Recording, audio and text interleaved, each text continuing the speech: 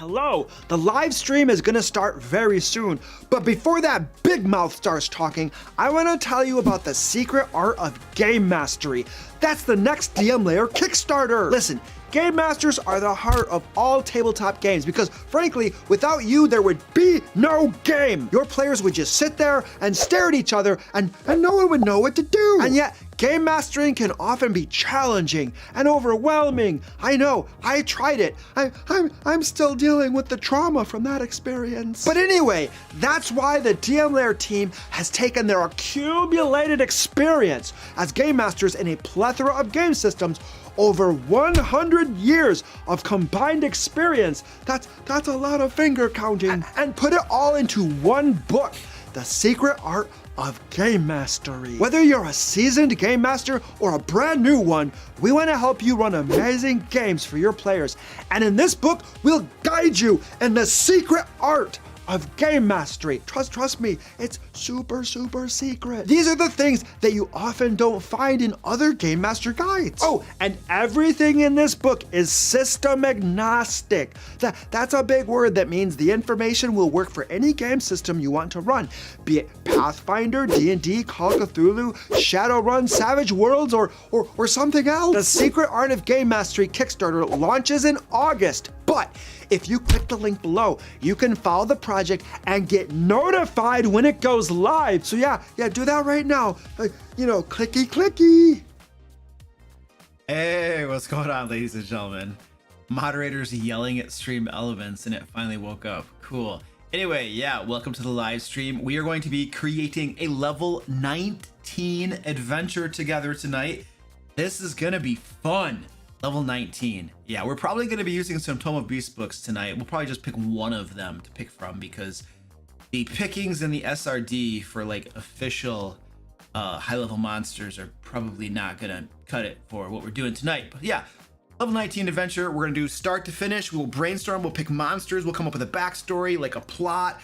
We have a map. We're going to put it into an adventure. It'll be all typed out and nice and pretty, kind of pretty. And then we will publish it over on my website, thedmlair.com, where you can get it for free, along with tons of other adventures, puzzles, traps, monsters, and NPCs, magic items, and a whole bunch of other free stuff that we offer game masters over on our site because, you know, we just like to help people around here, I suppose. We actually do. That's our job. To help game masters. So anyway, that's what we're doing tonight. We do have some sleazy plugs. You probably already watched the video, but we do have a Kickstarter coming out in August. The Secret Art of Game Mastery is going to be absolutely amazing.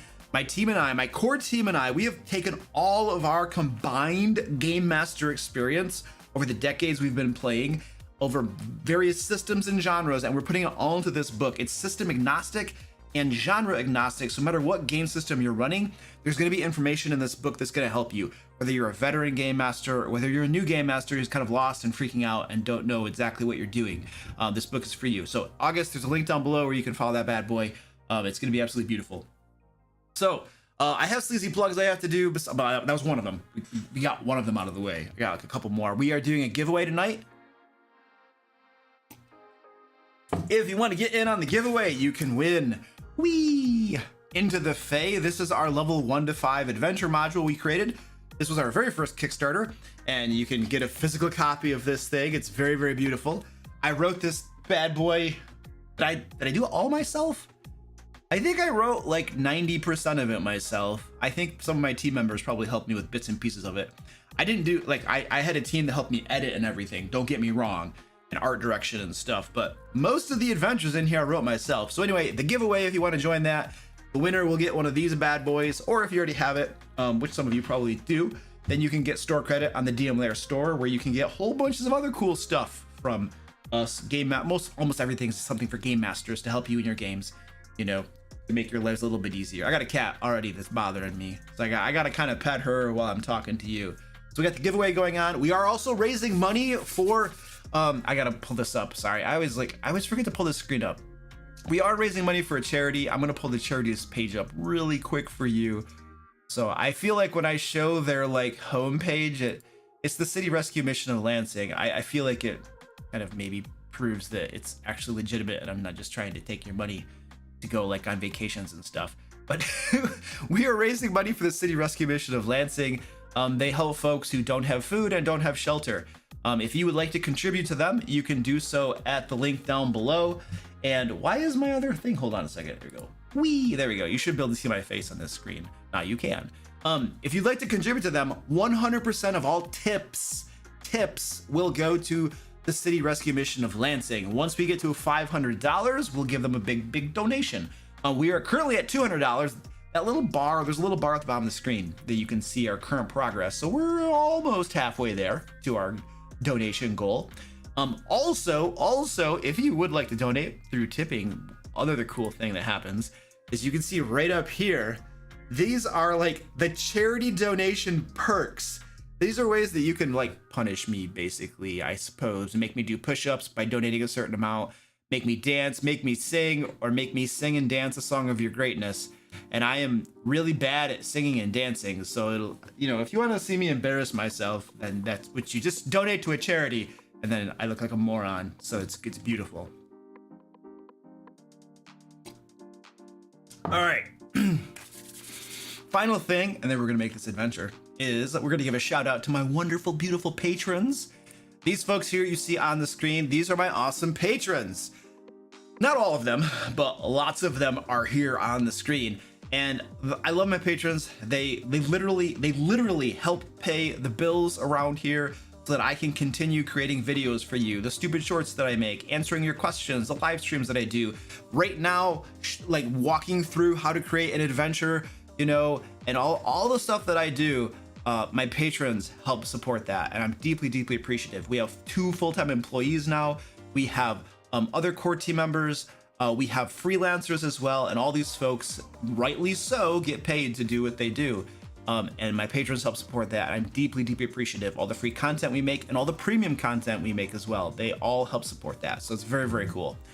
They also get a copy of Lair magazine every single month, and they get map packs as well that have digital maps they can use in their games. They get bonus content. They get special articles that help them in their games. They get bonus D&D adventures. Oh, I forgot to mention too, we are now publishing Pathfinder 2 content for patrons. So if you're playing D&D 5e or you're playing Pathfinder 2, we're publishing stuff that you can use in your games, make your life easier, simplify your prep time, and maybe make your games a little bit cooler. Who knows? All right, these folks, whoops, that's the wrong one. These folks right here get their names read out loud because they support at a higher level. So they get their names read. It's a special perk. All right, here we go. Adam B, Alex S, Alexis S, Amanda W, Ambers, Angelique K, Art Soccer, Arutha, Ashley, Benjamin P, Brandon A, Carl C, Cat, Chet F, Chad K, Christian V, Christine B, Christopher G, Clay W, Coinslack, Colin W, Connor D, Contrary Gravy, Dan S, Daniel S, Daz What Up, David S, David D, Derek E, Doug, Duty K, Dungeon of Terra, Dutch, Ed R, Edward L, M, Frabo, and Dorian72, Eric B, Flux, Forest Brew, Gamion, Gene A, Generic Throwaway, Goliath Cleric, Gravy Chorn, Greg P, Gregory H, Guapo, GVTM, Harlan S, Heart Ungaled, Helltongue, HLD, Iron Cascade, It's Bailbon, Izzy T, Jackie Pizza, Jake F, Jacob K, Jelenko, James L, Jan F, Jessica J, Jim B, Jim P, Joanne P, Joe E, John A, John C, John H, John P, John the Wicked. There's some capitalization errors right there. Sorry, Johns. Jonathan V, Joseph H, Josh M, Josh S, Joe, that looks like a misspelling right there. Joseph W, Justin N, K, Colin, Kirby, Curryclaw, Lettermage, Lionheart, Linda, Matlock, Magna, Malton M, Matthew C, Meepanoned, Mighty Loki, Mirostal, Mitchell, Mo 20s, Mr. Owl, Mr. Lincoln, Nerd with Glasses, Nearith, Old Man Mage, Panzaskis, Penguin Butt, Pethnick, Porkchop Bacon, Psycho John, Puppet Master, Ramus, Randy B, Rebar, Redder C, Robert J, Robin B, Russell L, Ryan, a lowercase Ryan and an uppercase Ryan. That's an important distinction. Sale R, Sakura, Sam B, Sean S, Shadow 1317, Shane L, Sheila A, Simfan, Sir Evangelo, Son of a Sofa Man, Soul Naya, Stan the Man, Stefan, I believe, G, Steven, I think, G, Stephen T, Steve L, Steve S, Sturm, Tackle Tokens, Taryn, Terry V, the 3/4 Hospital, the Old DM, the New Bad Ombre, Thomas F, Tom, Tim B, Timothy T, TK, Tom T, Travels the Lost, Trinity Series, Tyler R, Emma Lloyd, Undying Warlock, Valagor, Vladimir S, Walt O, Wesley K, William C, William D, XX Redrum, Yol R, Zachary J, Zombie Trami. Woo! All right. I didn't do too bad on that list reading. I didn't suck it up that much, I don't think. Prime Emperor, what's up, dude? How you doing, buddy? Okay. Hello. What was I gonna say? Oh yeah, so we're gonna make an adventure tonight. All right, level 19. This is gonna be amazing, because you know, level 19 is not hard. It's not hard to make high level adventures. I mean, look at Wizards of the Coast. They make high level adventures all the time. Oh, they don't. Oh, well, anyway, don't worry about that. We're gonna make some high level adventures for you tonight, so you can use them in your games. And I'm going to show you the map that we have picked out. We have a map picked out, and we have an adventure template we're going to use as well. And I'm going to show you our map. Let's go to the map. Map. All right, come on, Photoshop. Where'd Photoshop go? Whee! All right, this is our map we're using. It's basically a garrison. I'll do some zoomy actions so you can... Come on. So we got a garrison, got some ballista in here, a courtyard, some rooms and stuff. Archer practice area, a haystack because we're not going to set that on fire, and then prison cells and stuff. So little secret area, secret room. So we got ourselves a nice little garrison that is going to serve as the location for our adventure. And then of course we have a template. This is the template that I use. We may not do all of this stuff. We might not have time to do all this stuff, but this is some of the adventure design checklist things that I go through when I create my own adventures to make them interesting and not stupid and lame as much as I can. And then yeah, so we got a template. We'll basically literally be filling this template in as we work through this tonight. The first thing we have to do though, so the way that I create my adventures is I usually go to monster manuals. I will look at Tome of Beasts. I will look at, you know, any of the official published books. If I'm doing Pathfinder, I'm going to be looking at the Bestiary 1, 2, 3. I'll be looking at monsters. And the reason I look at monsters first is that it is what inspires me. It is what gives me really cool ideas. Look, monsters make me want to play the game. Like, I start looking through monster books, I'm just like, ooh, that's a cool monster. Oh, I would love to have some battles with that monster. Okay, cool. Can I make an adventure around that monster? What would the adventure be? So monsters inspire me. So I start with monsters. Some folks like to start with some sort of plot or premise, but I get no bursts of creativity, no imagination from just thinking in the absence of any sort of prompts. I like to have prompts that will point me in a certain direction, get my creative juices flowing. So we look at monsters first. So along that vein, we need to decide which of the Tome of Beasts we are going to be using today.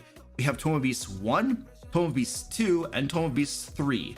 And we are only going to use one of them just for ease of reference, and so that people, when they get this adventure, they don't have to like go buy 3 books, because that would be kind of not nice. So we're going to pick one of them. Does anybody have any preferences?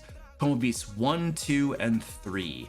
So chat, this is where I'm going to look at you to see if I get an overwhelming consensus on which Tome of Beasts I should use for tonight. Ooh, there's a lot of 3s already. There's a couple 2s too. I'm seeing all 3s and 2s, so there's definitely Tome of Beasts 1 is out. I just got 3s and 2s, 3s and 2s, 3s and 2s. 2 is my beloved. Oh, nice.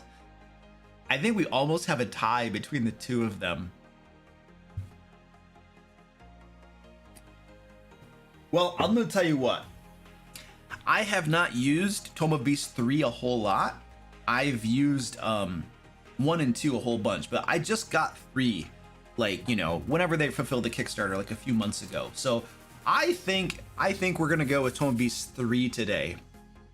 Let me pull up that PDF because, yes, Cobalt Press sells PDFs, which make referencing things online super easy and super appreciate. Yay. All right. Oh, and by the way, you buy their PDFs once and you never have to pay for them again. They don't like require a digital subscription or anything for their PDFs. You just get them. It's pretty cool. I mean, you pay for them, but then you have them and they last forever. You know, throw on Dropbox, Google Drive, nothing ever happens to them. Let me see. I got to display view. Where is this thing? Zoom? View. Page display. There we go. I'm gonna go for 2-page view. Whee! All right. All right, cool. I have Tome of Beasts 3 pulled up. Oh wait, no, I pulled up Layers. I pulled up the wrong one. I want Tome of Beasts, not Layers. Okay, there, I think I found it. I think I found it. I am professional. Hey, you want to open, dude? Okay, it was taking forever. View. Hold on, where's this thing?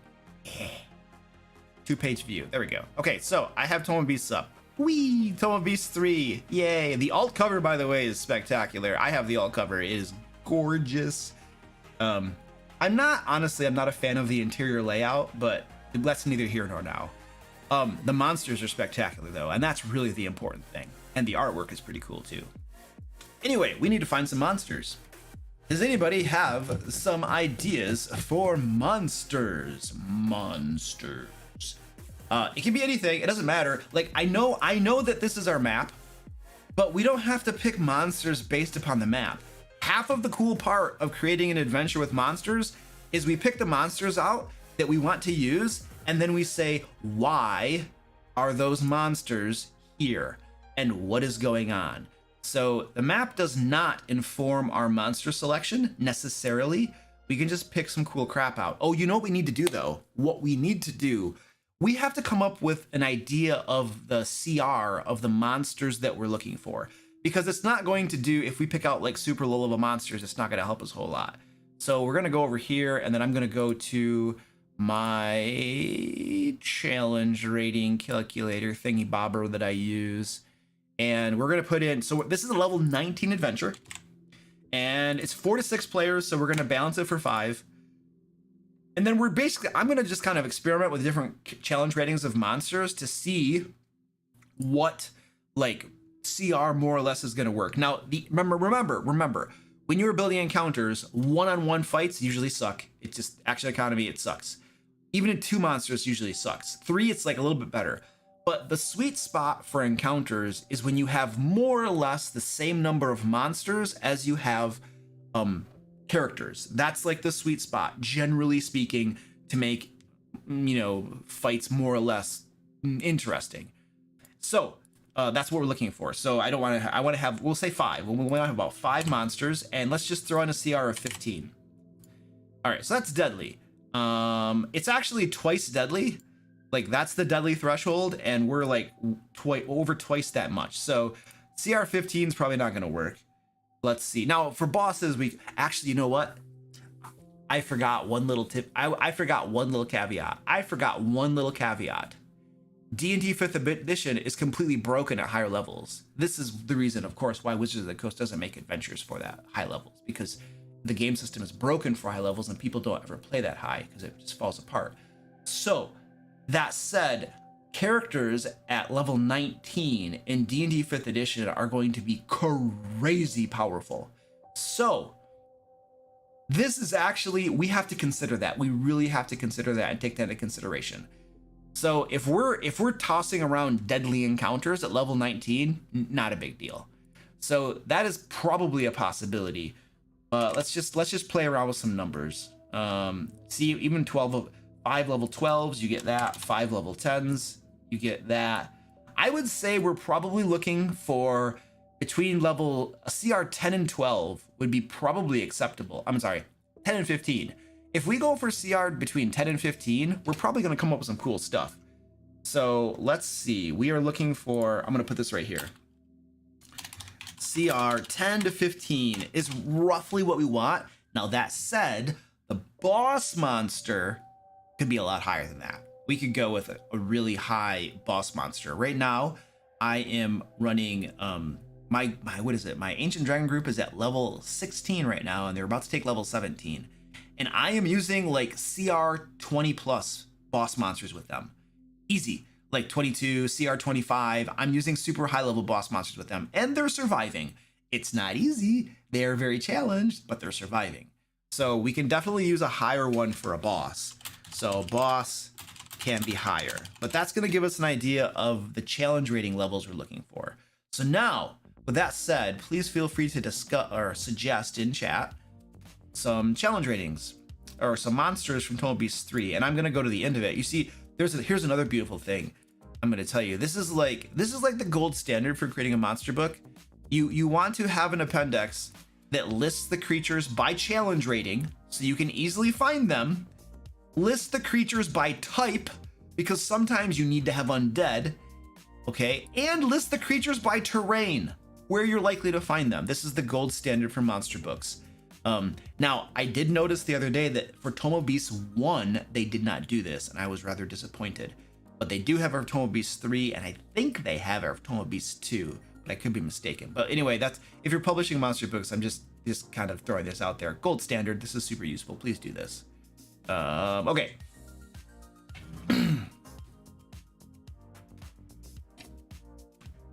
Somebody is suggesting a devouring angel, page 125. Well, let's go take a look at that. Oh, that looks sweet. Look at this. Look at this. Oh, we are using that. You see, this is why I start with monsters. Why are you being a turd? Don't be a turd. Look at this thing. That is awesome. That right there is gonna murder a character. Man, okay, we're using this thing. This is so cool. All right, so this is sweet. So Devouring Angel is it's a CR 12 on page 125. All right, let's go to our template. CR 12, 125.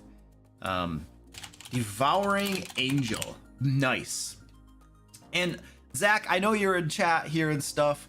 I'm probably gonna ask you for like SRD equivalent monsters that I can put into this chart. If anything comes to mind, please feel free to suggest to me. You don't necessarily have to do it in chat, but maybe you send me a message after the stream or something. That would be appreciated. If you can figure things that are kind of gonna work or something. And you might not be able to, that's fine. But anyway, we are using Tomo Beast 3. So I can unhighlight that. And then we can unhighlight that. This is a template, so I update this depending upon what I'm doing. Okay, Devouring Angel definitely made the cut. Okay, any other ideas? That is super sweet. Okay, we have a Void Nut. Wait, did Goliath Cleric say something? Oh, yeah. 242, an Imperator. What's that? Okay, 242. All right. Come on. Imperator. Oh, it's a big, huge penguin. Oh my gosh. A level 11 penguin. Holy crap balls. And we have a swarm of penguins too. We could have a little swarm of penguins. I have no idea why a penguin would be in this adventure, but we can figure that out. We can figure that out. Let's write it down. An Imperator is 11,243. Okay. So CR 11, 243. Imperator. Ah, come on. Don't do me like that. Imperator. That swarm of penguins seemed cool.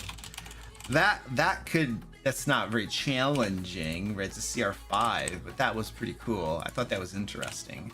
I'm probably gonna need some more rows here. Let's pop a few more on here. Okay, let's go back to our monster manual. I saw some other suggestions too. A Void Knight was on page 386. Let's get that going. Come on, baby. You can do this. Got clicky, clicky. Oh, look at this thing. Vergetigibit. I can't even pronounce that word. This creature's most prominent feature is its oversized head. Oh my word. It's chaotic neutral. Shoot that thing in the face. That is weird. This is cool. A Void Constructor. It's too bad it's a CR3. And this Vergegibbet. This is cool. Oh my gosh. This is probably not going to be for tonight's adventure, but man, if I were a character, I'd want to shoot that in the face. That thing is weird. Okay. That's probably not nice of me. I just want to shoot something because it looks weird, but I don't know. Okay, a Void Knight. Okay, the CR10. Oh yeah, that's perfect. Void Knight is cool. We can do something with this, I think. That's a construct lawful evil. Okay, so it is a 10 386. Let's find our. I got too many things open down here. Void Knight. Oh no. No, what was the page number? 386.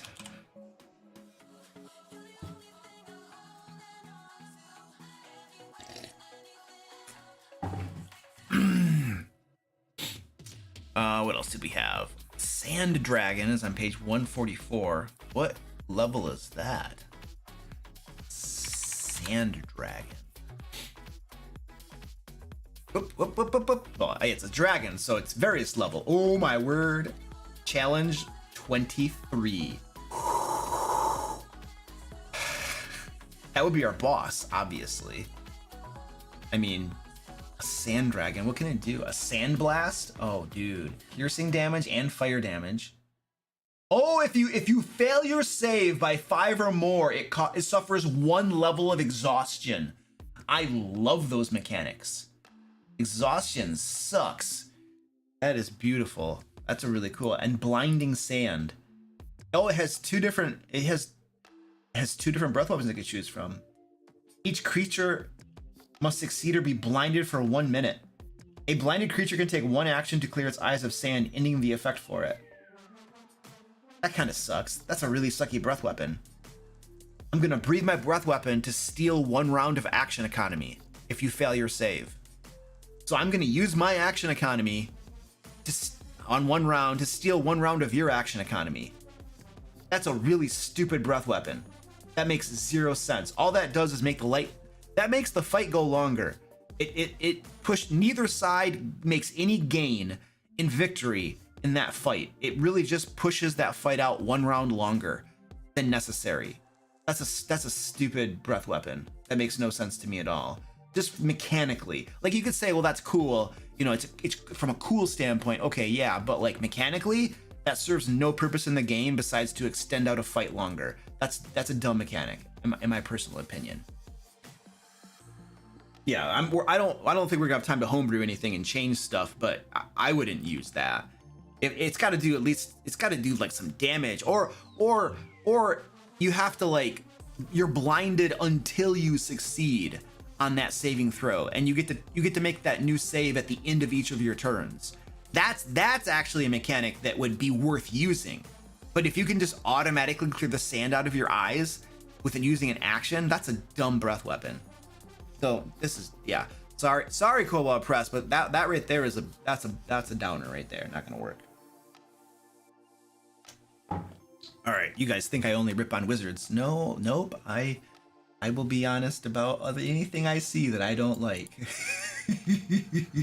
Okay. Anyway, that's an option. I would like to, honestly. I know it's Dungeons and Dragons, but I would like to use a different sort of boss monster than a dragon, to be perfectly honest with you. So that's just my personal opinion. All right. Let's see. It doesn't matter if it can catch multiple PCs. It doesn't matter. You know, dude, I can use my multi-attack and, like, do crap tons of damage to a PC. I don't know. I'm not going to do that. Let's see. I know there were some more suggestions up here. We had a Silent Crier on page 344. We're going to put the Sand Dragon in our back pocket. Ooh, what is this? A Shitani? Well, that looks interesting. It's a CR 14 too. That's worth looking at. The Silent Crier. Oh, it's a CR 6. That's pretty low. That might be a minion. It's possible that could be a minion for a boss at a CR 6. It's not gonna probably, but that would be the only use of it, I think. It's probably worth noting down though, because the picture looks pretty cool. What do we got? CR 6, page 344. Okay, cool. CR 6, 344. All right, well, we'll note it down. We might not use all of these, but it doesn't hurt. Writing it down doesn't hurt. A Royal Chimera. Ooh. Where would a Sand Dragon fit on the map? Oh, I had an easy solution for that, Zach. Literally, the Sand Dragon toward the end of the adventure could land on the roof and just start breaking through the roof and breathing the breath weapon through the roof. And the adventurers are inside the building, and the building is being crushed and falling down on top of them, and they have to fight the Sand Dragon from inside the building or find a way up on top of the roof. You know, I mean, okay, now that I say that idea out loud, that sounds pretty cool. So I think we might actually do that, because that would be a really cool boss monster fight for level 19. You know, you're inside the garrison and the roof's collapsing and stuff, and the dragon's outside, and oh, that actually could be pretty cool. We okay, you know what? We might go back to the sand dragon. What page was that on? Where was the sand dragon? And we could have sand all over the floor inside this place. And they're like, why is there sand everywhere? Ooh, a dread examiner? What the heck is a dread examiner? I just got distracted. 159. Dread examiner. Random objects float together. Ooh, jeez. That's what it looks like. Regional effects. What does this thing do? Legendary existence, psychic awareness, force swipe, force blast. It has a few. So this thing mostly just does damage. And it has some spells that it could cast. Wall of Force, that's actually useful. Dispel magic, so it can do some cool spell. Ooh, true polymorph, that's cool. But it mostly just does damage. I kind of like the idea of that sand dragon. The Sin Star. Okay, what page was the sand dragon on? Where the heck was the sand dragon? I forget what page that was on. Can somebody remind me of the page? Where is the sand dragon? Ooh, somebody help me. I'm like scrolling through chat trying to find this thing. I know somebody's gonna type the page number for me. Come on, guys. I'm gonna look up that Sin Star too. Yeah, I think we might have a sand theme going on. 144. Let's see. Yeah, that's right. Oh, thank you. Okay, cool. So we're definitely gonna go with an ancient sand dragon. 23,145. 23,145, ancient sand dragon. Okay, cool. And then this is Tome of Beast 3 that we're using, Nick. And page 345 for the Sin Star. All right, cool. Let's go with that guy. 345. 345. Sin Star. Sin Star. Oh, it's right here. Oh, okay, cool. This thing. Oh, what is this? A CR17? What is that? Where's the picture for it? Oh, it's just a cactus? It's just a cactus. It's a cactus. But wait, hold on. There are thralls too. What is the thrall? What is a star thrall? Is that a smaller one or something? It's a tiny plant. It is a CR17 and it is a tiny plant. That is insane. Oh, a thrall is a humanoid. Okay, well that's actually pretty cool. I kind of like that. That sounds really cool. So a Sin Star is a level 17, which makes sense. It's a high level adventure. Okay, so let's do that. It is a level 17. I think that sounds pretty cool. A little plant. 345, and it's called a Sin Star. Sin Star, yeah. Okay. I think we're gonna probably have Sin Star thralls too. I know that they're I know that they're like they're a CR2, but I think they're a CR2. It could still be useful, not from like necessarily from like a fight me standpoint, but for other things. That's a CR2. Okay, cool. Okay, 46. All right, excellent.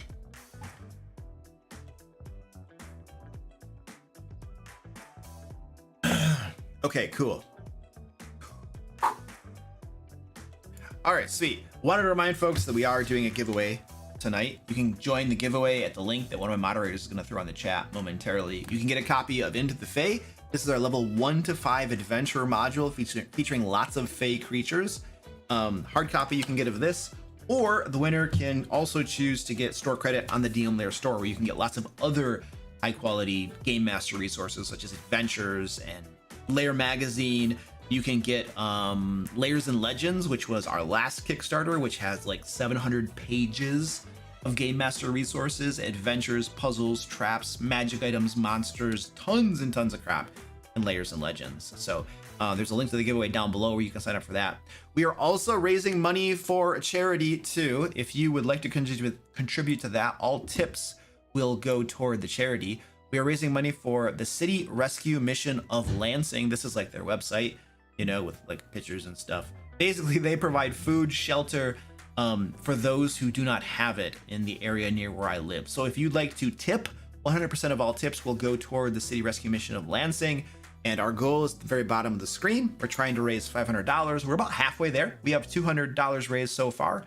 And you will notice as well that if you donate certain quantities, you make me do stupid stuff and act like a moron. So there you go. You can do that if you feel so inclined. All right, cool. Let's go back to our adventure. So we have a whole bunch of monsters. Let's see. I feel like we could probably get. Look at how many monsters we have, guys. Hold on. You're not looking at my screen. Look at the other one. There you go. We have a decent amount of monsters here. I don't know if there's anything else we really need to look at, but were there any other ideas here? Ooh, an Empyrean Kobold, page 253. Okay. 253. Let's go take a look at that. Get some kobolds. Ooh, Kobold Drake Rider. A Kobold Empyrean. Oh, wow. A CR10 Kobold. That is cool.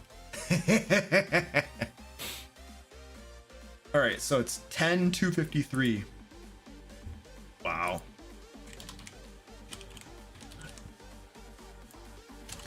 I can't spell. How do you spell that again? Empyrean. Oh, good gravy. I'm bad at spelling, I'm telling you what. There we go. I got it. Kobold. Whee! All right, there we go. Beautiful. That's pretty good. We have a good selection of monsters around the challenge rating we're looking for. So I think that's pretty cool. Just put a goblin in there for kicks. A goblin with a bunch of dynamite. We'll see if we find a place for our goblin. All right, so I think the next thing we have to do, we have all of these things. We have a devouring angel, which looks amazing. The artwork for that is amazing. We have an Imperator, which is like a high-level penguin, basically. It's gargantuan. It's a big, huge, massive penguin. We have a swarm of penguins. And then we have a Void Knight, which is a construct. It's an evil construct, basically. A Silent Crier was some sort of fiend. You couldn't even see its face. It had, like, you know, garments and bells and stuff covering it. The Sin Stars are cactuses, basically. Cacti. And they're the Sin Star itself, it's a tiny plant and it's a CR17. The Ancient Sand Dragon is going to be our boss monster, and we're probably going to use the Silent Criers maybe as minions during that boss fight. I have this idea where, I have an idea of how that would work. And then the Empyrean Kobolds, because, you know, dragons and kobolds worship dragons a lot of time. So we have some decent monsters here. And the map that we're going to be, and we have a wide variety of monsters too. Like some of these fit and make sense. Like I can see that the Sand Dragon and the Kobolds, the Sin Stars, which are cacti, that makes sense. The Silent Crier, I can make that work because they're going to basically, the dragon's going to be like kind of like a demigod, and the Silent Criers are kind of like the priests that like are like, you know, worship the dragon type of thing. The Void Knight makes sense. I can make that work. Devouring Angel totally makes sense. We're going to have to figure out how the penguins fit in. I don't know how the penguins are going to fit in to an adventure with sand and a sand dragon and like a dry theme. But we could probably figure that out somehow. But anyway, then we have the map that we're using. This is our map. It's a garrison, basically. We have a courtyard out here. We have the interiors and stuff and all this kind of cool stuff. So that's our garrison. And the question we have to ask ourselves now, the penguins are exotic pets of the dragon. Oh, that's interesting. They have Mr. Freeze gear. The question we have to ask ourselves now is, what is going on here? Why are these creatures in this garrison? What's basically why? We have to figure out why they're here. Because, you know, typically a garrison this is probably going to have like, you know, humanoids in it. Elves, dwarves, or humans that are like defending it, or at least, you know, there to help defend the local region. That's what garrisons are for. But those humanoids are not there. They are gone for some reason. Now, maybe this is the ruins of a garrison. Maybe it's an active garrison, but the guards were like kicked out by these monsters for some reason. But we have to come up with a reason why this all is going on and stuff. That's going to be like our backstory that forms the rationale of our plot of our adventure. So feel free to brainstorm ideas in chat. Don't make me do this. I don't like thinking.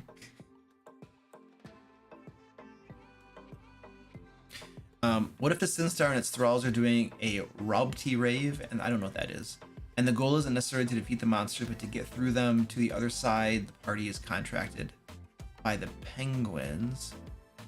Here's a friendly reminder to drink some water. Thank you, Orca dude. I'm gonna drink some water right now.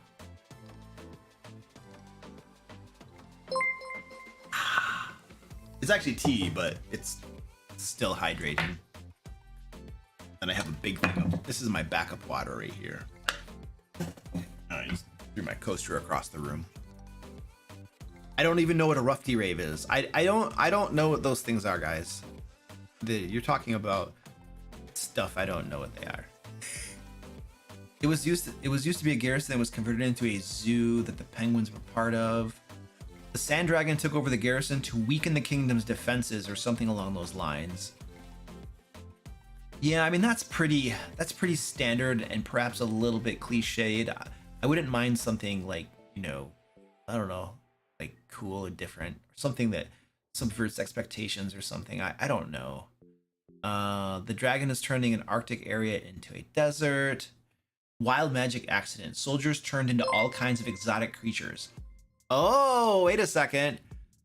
What if the dragon is responsible for that? What if the dragon? Let's pretend. What if this dragon, when it was a wormling, its mother was slain by people from this garrison, you know, and it has been harboring resentment for like centuries, and now that it is an ancient dragon, it has finally come back for revenge against the people that killed its mother, and it came and it threw wild magic or something on them and turned the inhabitants of the garrison into a bunch of different weird creatures and stuff, and that's kind of like their punishment or something. And then the garrison basically goes black. And then, you know, the nearby city or something is like, hey, what's going on with the garrison? We haven't received any messages. Go figure out what's happening. And then the adventurers go in there and they're just like, oh, wow, it's a zoo. What the heck's going on? You know, and then the adventurers are probably going to start killing the monsters. And that is going to make the dragon angry, because the dragon doesn't want anybody to kill the soldiers that he has turned into weird creatures, because the dragon wants them to suffer for a long time in their new forms or something. I don't know. That's one idea. Inhabitants stole a special treasure from a dragon and decided to retrieve its treasure with deadly force and its allies. There's a circus in town and they're not very good soldiers. Is Luke technically taking our creative property? Yes, I'm taking it. I'm stealing it. I'm stealing it and putting it in here, and we're gonna give it out for free to other game masters. So if you don't want me to steal your creative property and your ideas, I wouldn't suggest them, because literally the purpose of this is so that together we can make an adventure to help other game masters run cool games for their players, and it's going to be free. So yes, if you consider that theft, then please lock up your ideas and put them away in a vault. Garrison was holding a curiosity cabinet that broke free. Okay. The garrison commander stole one of the dragon's eggs, and now the dragon wants revenge. Dropped a gem of wild magic that shattered an impact, changing them. Ooh. Orca Dude says, penguins aren't weird. They're adorable. Even giant penguins. I mean, I agree. I think penguins are adorable. I'm not going to argue with that. The wild magic dragon does sound pretty awesome. Are they good or bad, though? I don't know. I think the creatures probably are not bad. We'll have to figure out a reason what's going on. Plus the ethical choice of killing the monsters. Yeah, dude. Yeah.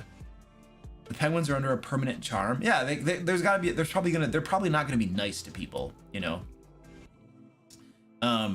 It doesn't need to be dark. Defeating the creatures could return them to the original forms. Yeah, you could, but then you wouldn't have a moral dilemma. I mean, you could do that if you want, but like, I like the moral dilemma because what's going to happen eventually, the group is going to go in there and they're going to start killing everything. You know, they will. Okay. Some groups won't, but my players would. Okay. They're going to go in there and they're going to kill almost everything. And then at the very end, they're going to find out what really happened. And then they're going to be like, oh my gosh, we just killed all of the guards. Oh my word. No, Luke, you jerk. How? Why? And then they're going to be like, okay, we have to go get a bunch of diamonds. And we're going to spend the next couple downtimes casting Raise Dead to get all of the guards back because we just killed them all. Oh my, Luke, you are such a jerk. And then they're going to take all of the gold that they got for defeating for the mission. And they're going to spend all of their gold on diamond dust so they can get everybody raised from the dead. See, that makes things interesting, you know, the moral dilemma in you're subverting expectations a little bit or something. The bad guys are the good guys. And I don't know, that just makes things interesting in my opinion. It doesn't have to be, it's not dark. It's a D&D adventure, dude. It's a game about combat, you know, I don't know. Okay. Anyway, I think we're going to do that. Well, that sounds pretty cool. We did get a tip though. Imfrabo, thank you for the $25 tip. Imfrabo says the CR999 monster is nice and will support some people today. Cool. Thank you, dude. And that tip right there is going toward the city rescue mission of Lansing. They're a charity near where I live.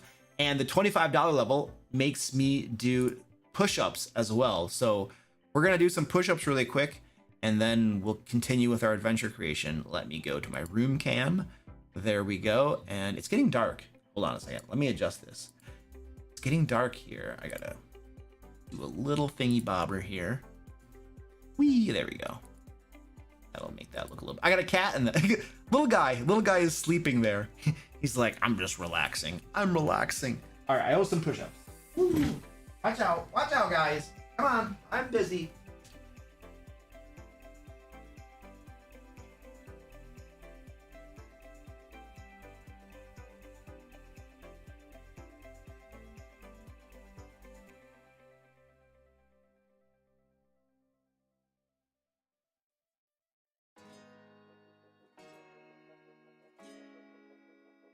All right. Little guy was counting. He confirmed I did 20 of them. All right. We got to write that out in our template. But first, a word.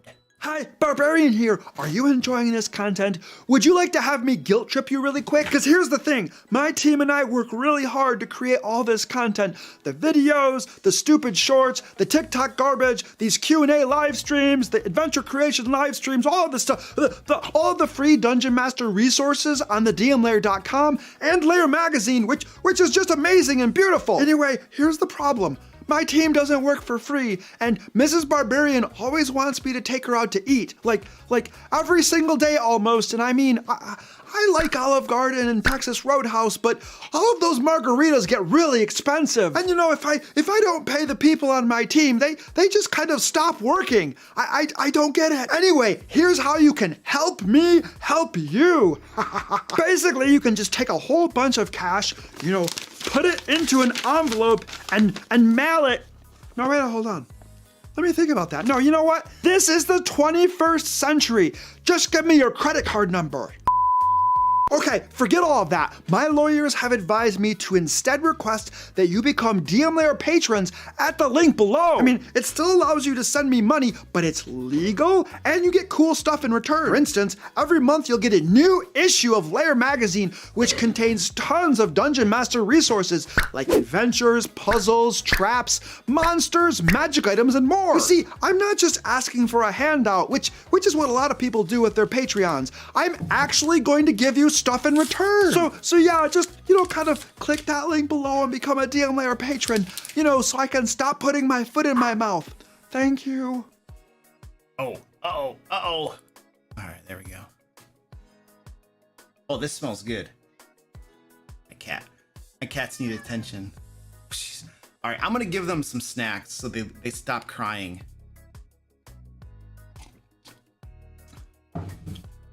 Somebody's talking about guilt tripping.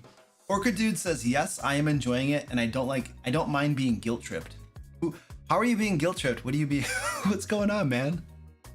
All right, I'm getting you food. Relax. All right. This is the magic stuff right here. I'm gonna give them some treats. We're gonna keep on making this, but we have to give them something because they're going nuts. Oh, the barbarian said he was guilt tripping people. Oh yeah, the barbarian's a jerk. What are you gonna do? Little guy, will you relax? Man. There we go. Jeez, you guys are crazy. You're crazy.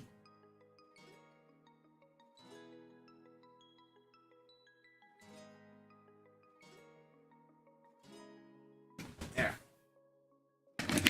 It's like chicken feed.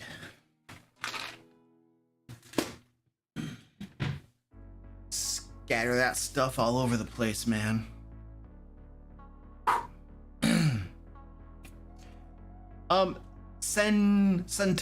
Centurion, thank you for the $5 super chat, dude. I appreciate that. Centurion says, love the work and content. Thank you, dude. I got some spare money to rejoin Patreon. What is the best bang for the buck tier in your opinion? Well, it's the $15 tier is like probably the best bang for your buck because you're going to get all of Lair magazine. You're going to get map packs, which are digital maps you can use in your adventures. And Lair magazine has adventures. Every issue has at least 2 adventures, if not 3 of them. Maps are traps, puzzles, other things that you can drag and drop into your games. All of that stuff is in Lair magazine. Lair magazine it's usually around 60 to 70 pages long. It's just packed with game master resources. There's not a lot of fluff in there. It's just content, right? Stuff you can use in your games. And also Lair magazine, we now are producing a Pathfinder 2 edition of it as well. It's still unofficial. It's not all pretty and laid out in a fancy PDF, but it is the actual content you can use in your Pathfinder games. So the $15 tier is going to get you all of that. It gets you the map packs, digital maps. It also gets you bonus content that we put out. Like we put out a hex crawl rule set. We put out mass combat rule sets. So every month you're going to get bonus content as well. You get a lot of stuff at $15. Now, if you go to $25, you also get bonus adventures. And you also get, I'll share a Google Drive with you that has access to a lot of my own personal campaigns that I've made for my groups. You'll get my notes from them. It's not fancy, it's not curated, it's just my raw notes, here you go. But a lot of times when I create adventures, even for my home games, they're very detailed and have lots of good information in them. So you're gonna get that for Sword Coast Guard, you'll get that for my Hand of Light group. I think you're gonna get a lot of content from my Ancient Dragon group. So you'll get a whole bunch of stuff at the $25 tier as well shared with you. So it's probably between the $15 and the $25 tier is where you're going to get the most bang for your buck. So those are probably the tiers I would recommend. Yeah. Okay, let's do our adventure though. All right. The cats are all leaving. Squeaky's gonna eat it all himself.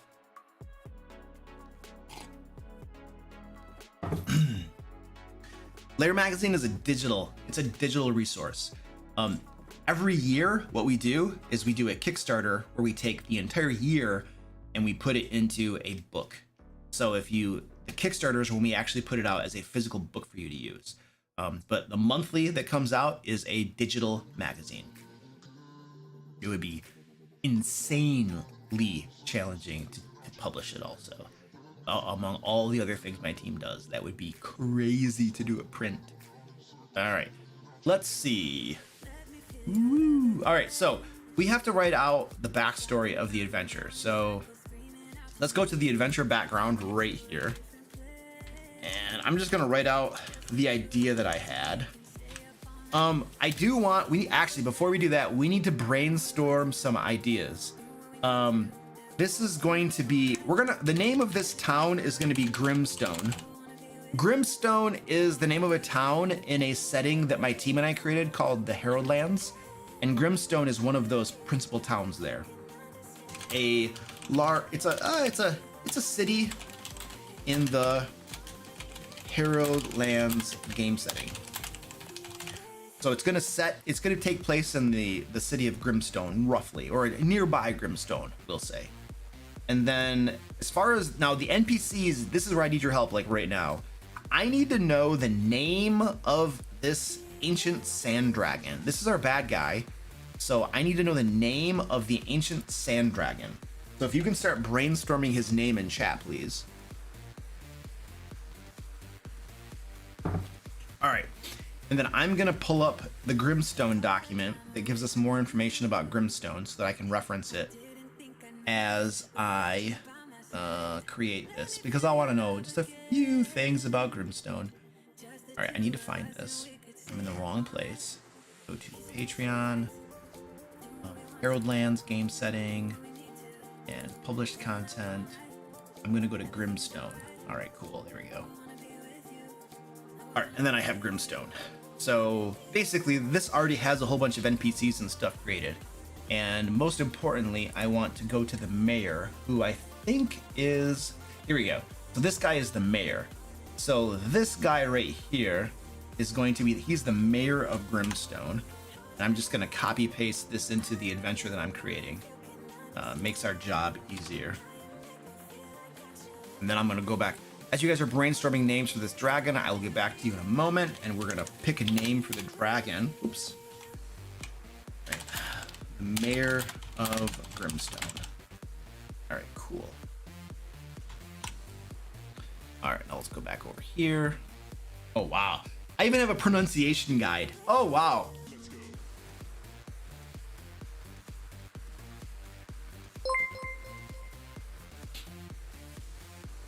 Arenosum is Latin for sandy. Oh, that's cool. Virabhadra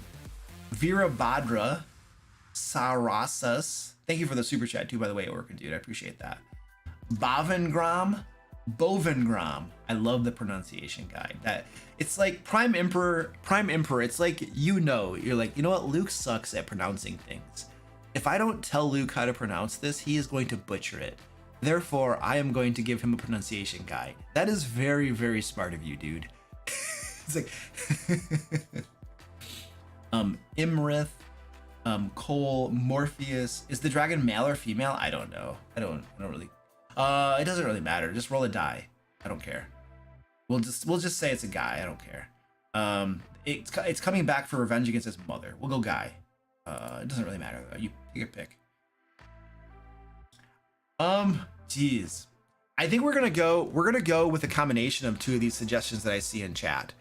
Because I like the Arenosum, which is Latin for sandy, but I also like the Bovengram because I was given a pronunciation guide and that's useful. All right, let's see. So what we're gonna do is we're gonna say Arenosum Bovengram. That is the name. An ancient sand dragon who is seeking revenge against the soldiers of Grimstone, who killed his mother when he was a wormling. There we go. Beautiful.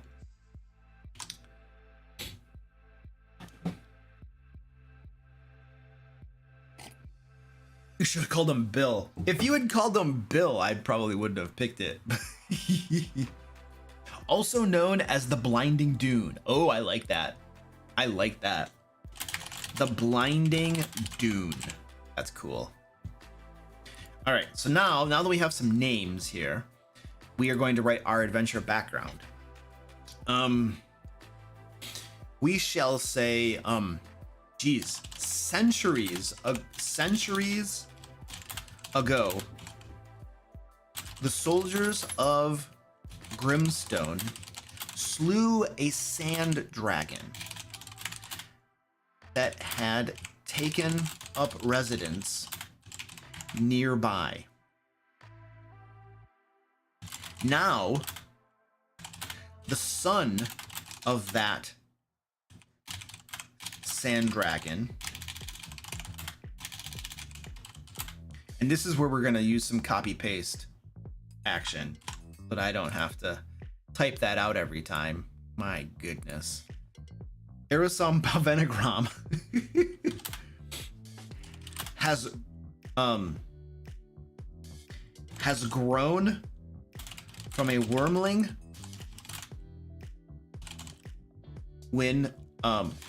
grown from a wormling to an ancient dragon and is seeking revenge against the soldiers for their slight some 300 years ago. Does anybody know the age of ancient dragons? Like, I'm pretty sure, hold on.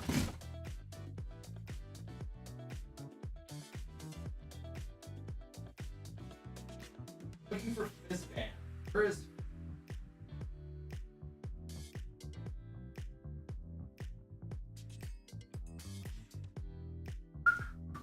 All right, I was looking for Fizzbans. Does anybody know the age? Is it 1,000 years? Because I was going to Fizzbands to see if it says in here. But if you guys all know that it's supposed to be 1,000 years, then we're gonna just do that. Okay. So then let's go here. Some 1,000 years ago. There we go. What is that supposed to be? No suggestions. All right, cool. I have some people saying 800.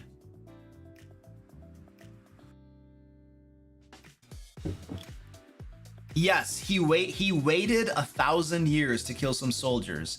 Exactly. You can figure out a justification for it. I really don't care. But that's the story, and I'm sticking to it. All right. Your players, see, you can present this and your players are going to ask that question, and that's another mystery for them to solve.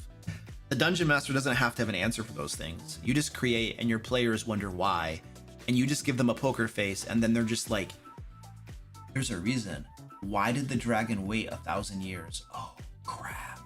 And there you go. Now you have another adventure and you're in business.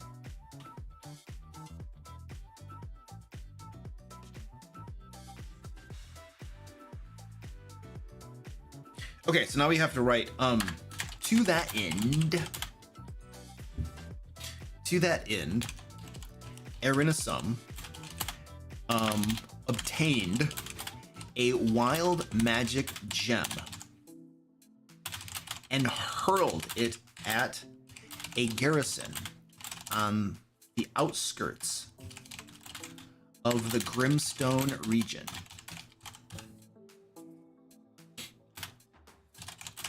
When the wild magic gem imploded, it unleashed waves of transmutation magic that transformed the soldiers of the garrison into a variety of creatures. Creatures, beasts, fiends, and other monstrosities.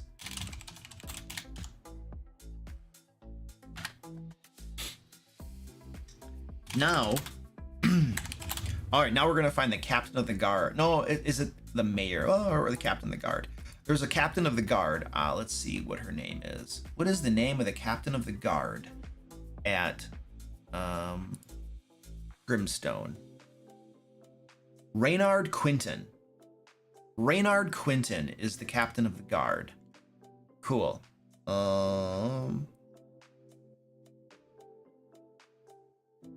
I think he's the captain of the guard, right? Talks about him being in charge of the slaves and stuff, but up here it said that he's in charge of the captain. I'm assuming that he's in charge of the guard. Yeah, it says the guards are commanded at Reynard Quinton. Okay, cool. So then he is going to be captain of the guard. All right, let's go over here. Now, the captain of the guard of Grimstone, Reynard Quinton, has ceased to receive communications from the garrison. A squad of soldiers sent to investigate never returned. And Reynard is looking for a group of powerful adventurers to look into the situation. There we go. Bam. We have our backstory.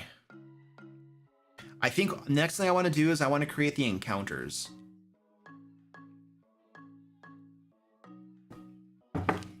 We're going to figure out how these what encounters we're going to have in this adventure, and then we're going to put them in the rooms. So this is our map, right? So we're going to take all the monsters that we brainstormed. We're going to create the actual encounters, like which monsters go with which and how many of them.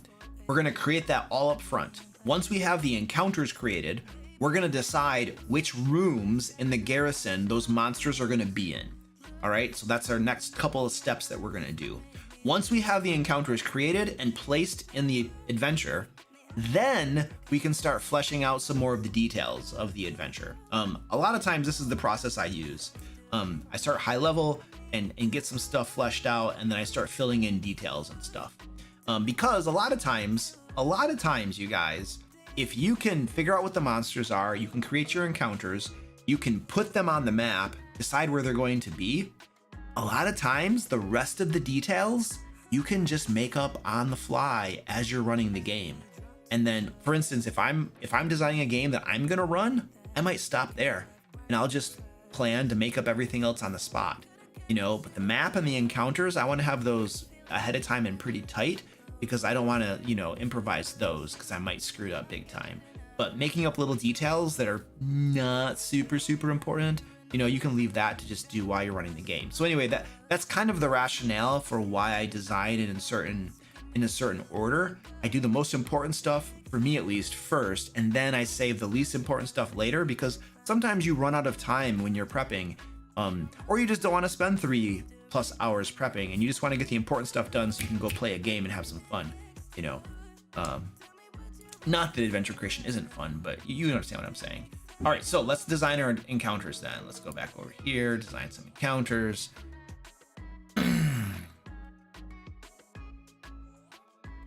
I misspelled captain. That's surprising. That's shocking. I usually am such a spectacular speller. No. How did I spell it then? Oh yeah, I spelled caption. Captain. There we go. Captain? Captain? Hey, there we go. I figured it out. All right, so let's plan out the encounters that we're going to have. So let's figure out our boss fight. We have an ancient sand dragon, and then I want these silent criers to be like the minions during that fight. So I have a level 23 and level 6s. So let's go over here to this. I have level 6s, and then I have a level 23. And let's just see what happens here. Okay, cool. Oh, there you go. Look at that. So if I have that dragon and then 5 of those silent criers, you can see that I've already put in, we have 5 level 19 characters, and the deadly threshold is 50,000. And we have an adjusted difficulty rating of over 100,000, which is probably going to be okay because we're dealing with level 19 characters, which is crazy. Also, by the way, if we make there be 0 criers, we only have a 50,000 thing, and it's only hard. And there is a rule in the encounter creation section of the Dungeon Master Guide that says if a creature such as these silent criers don't meaningfully contribute to the challenge of an encounter, which you can make an argument that at level 19, a CR6 might not meaningfully contribute to it, the rule says that we should disregard them and pretend they're not even there. So it depends on how you implement that rule. If you use it or you don't use it, you might get something that looks, in my opinion, if we're doing the math here, this looks really, really hard. It's not going to be hard. Trust me. This is not going to be a TPK by any means for a level 19 group. They're gonna figure it. They'll be just fine. So I don't have any problems with this right here. And we're gonna do this because it's cool. All right, let's write this down. So first encounter that we have, this is our boss encounter. So we have 5 of these silent criers and 1 ancient sand dragon. All right, cool. And this is like deadly. And I'm just gonna see. Let's just cross these out momentarily so we know which ones we've used. All right, the devouring angels were amazing. We could probably, let's pair those up with, well, maybe we had those by themselves.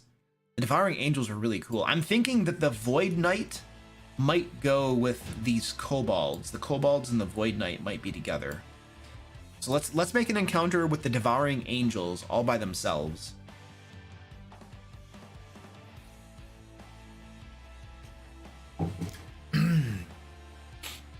Ooh, baby.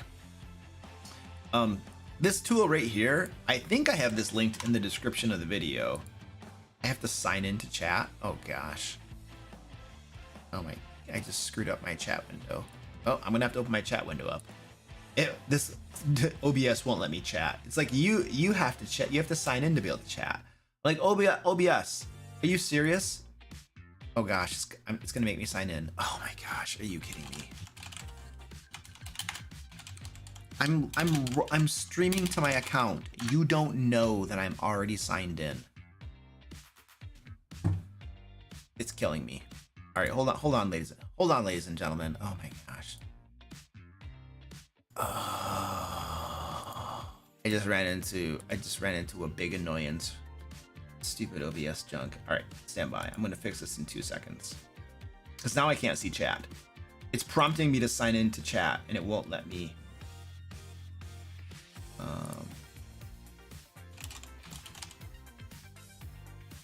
It won't let me see chat now until I sign in.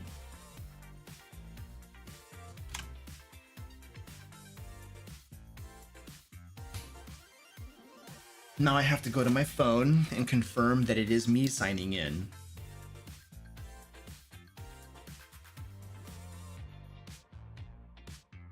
Yes, it's me. It's me. And the number is that number right there.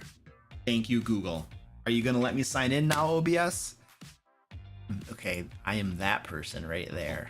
Are you gonna let me sign in now, OBS? Okay, spectacular. I am that person right there. Are you? Oh, it's so annoying. Why did it do this to me? Now I can't see my chat. It just, you piece of junk, man. I swear, this thing is the dumbest thing in the world. Luke encounters a CR5 multi-factor authentication. Yeah, I mean, it wasn't that challenging to overcome, but it was really stupid. This is what I was trying to do. Shoot. Oh my gosh. I can't believe I can't even do a copy paste properly. Good grief. All right. That right there is the link to the encounter generator that I'm using. Oh, somebody already put it there? Why am I beating my head against the wall? All right.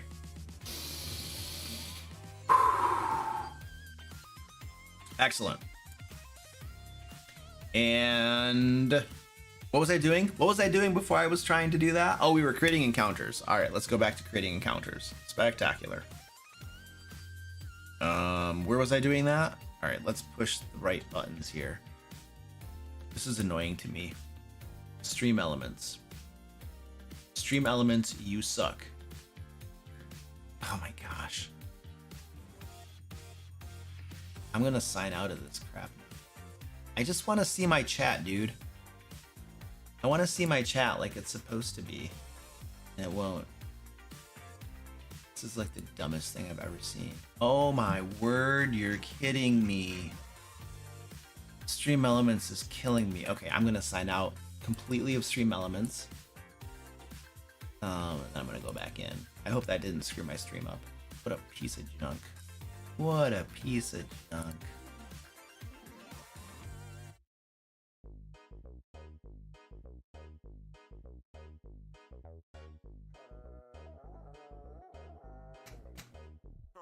Oh, okay. All right. I think I'm back in business. I can see my chat properly now. Stream Elements just totally blew my mind right now. In a bad way. Total bad way. What a piece of crap. Anyway, let's make an adventure. Encounters. We were looking at the encounter difficulties. We were creating an encounter. See, now my jive has all been thrown off. Dun dun dun dun dun dun. Okay, let's go back to this thing. Monitor. There we go. Here is. Oh, I just opened up Excel.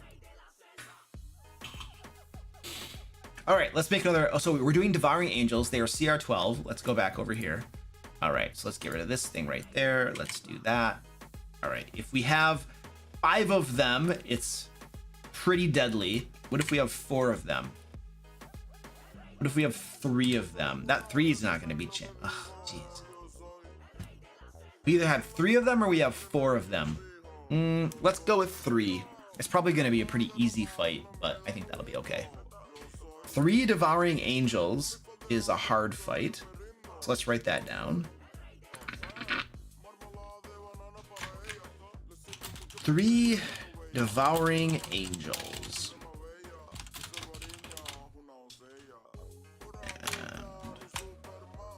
And we got these guys done. So let's cross those guys out.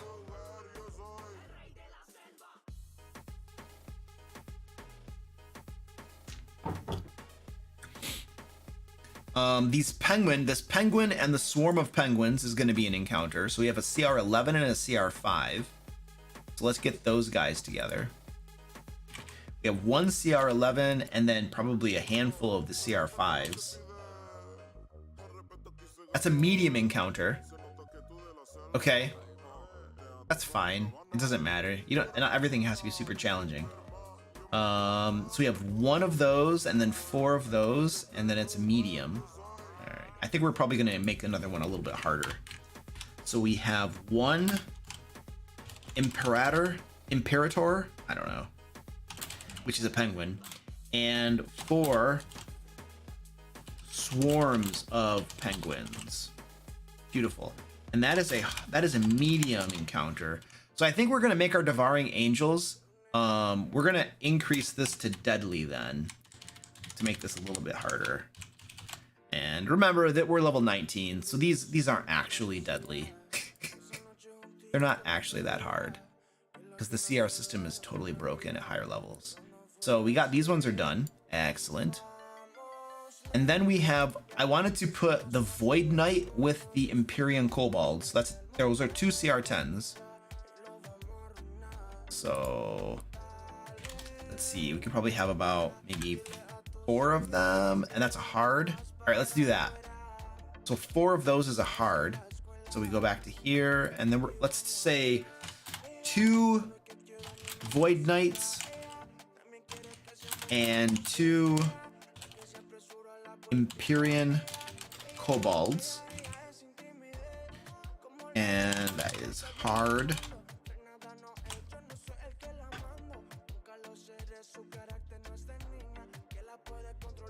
Yeah, a druid could probably communicate with the kobolds.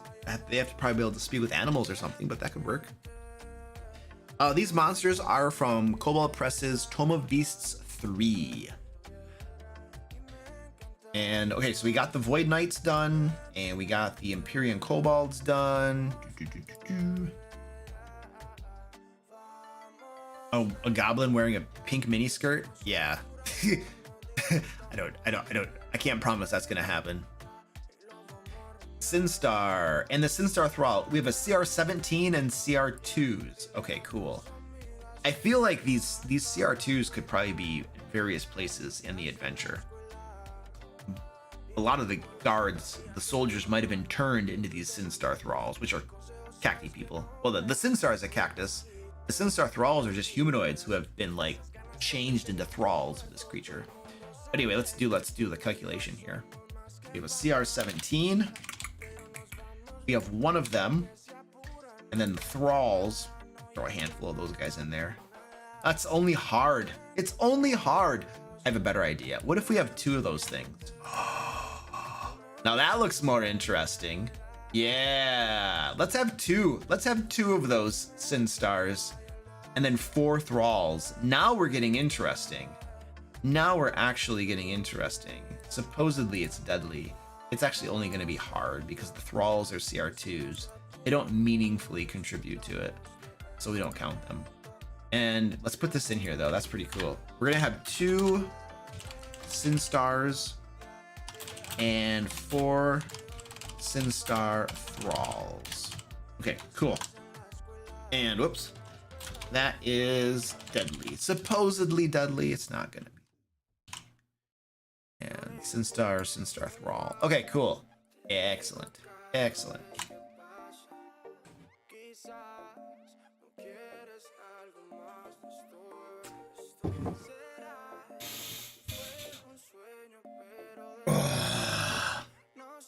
An army of penguins to fight the sand dragon? Yeah, that'd be cool. Then you could use our mass combat rules that we published like a couple months ago. All right, I'm gonna unstrike through these dudes because we already used everything. And we have our encounters. We have our encounters decided. Now what we want to do is we want to take our encounters and we want to place them throughout our dungeon. Come on, Photoshop, baby, you can do this. I think we need to write out G1 through G10 in our adventure document right here. So I'm gonna start getting that written out really quick here. You guys can take a gander at this. Hi, Barbarian here, and I've probably already threatened you with violence if you even think about skipping this sleazy plug, so we'll get right to the point. The DM Lair's next Kickstarter, The Secret Art of Game Mastery, is coming soon. It's a system-agnostic book that takes over 100 years of Game Master experience from DM Lair team members and stuffs it all into one book. There are even pretty pictures to look at. Whether you're a seasoned game master or a spring chicken GM who's about to have a panic attack at your next game session, this book has something in it for you. So click that link below to follow the Secret Art of Game Mastery Kickstarter and get notified when the project goes live. Okay, so basically that was a sleazy plug for our next Kickstarter that's coming out in August. Basically, my core team and I have taken all of our combined Game Master experience and we've put it into one book that we're going to be offering to you guys. So whether you're a veteran who's getting back into the hobby and looking for some new ways you can, make your game a little bit cooler, or if you're a new Game Master who's like completely lost and needs help, we are putting our experience, bunches and tons of guidance and information into this book to help you. So there's a link down below where you can follow the Kickstarter. It's going to launch in August, and we're going to have a campaign like workbook that will help you plan out your campaigns as well. And we're also going to have a Game Master journal where you can keep details and notes of your campaign. We're going to have hardcover books, and we're going to have special edition leather hardcovers as well. And we're working right now, I think we already confirmed with our printer. We're going to have like a slipcase that the leather hardcovers can go into as well. It's going to be absolutely beautiful. So anyway, August it launches, you can follow it. It's really cool. All right, and then let's go back over here to our adventure. I wrote some numbers down for the rooms.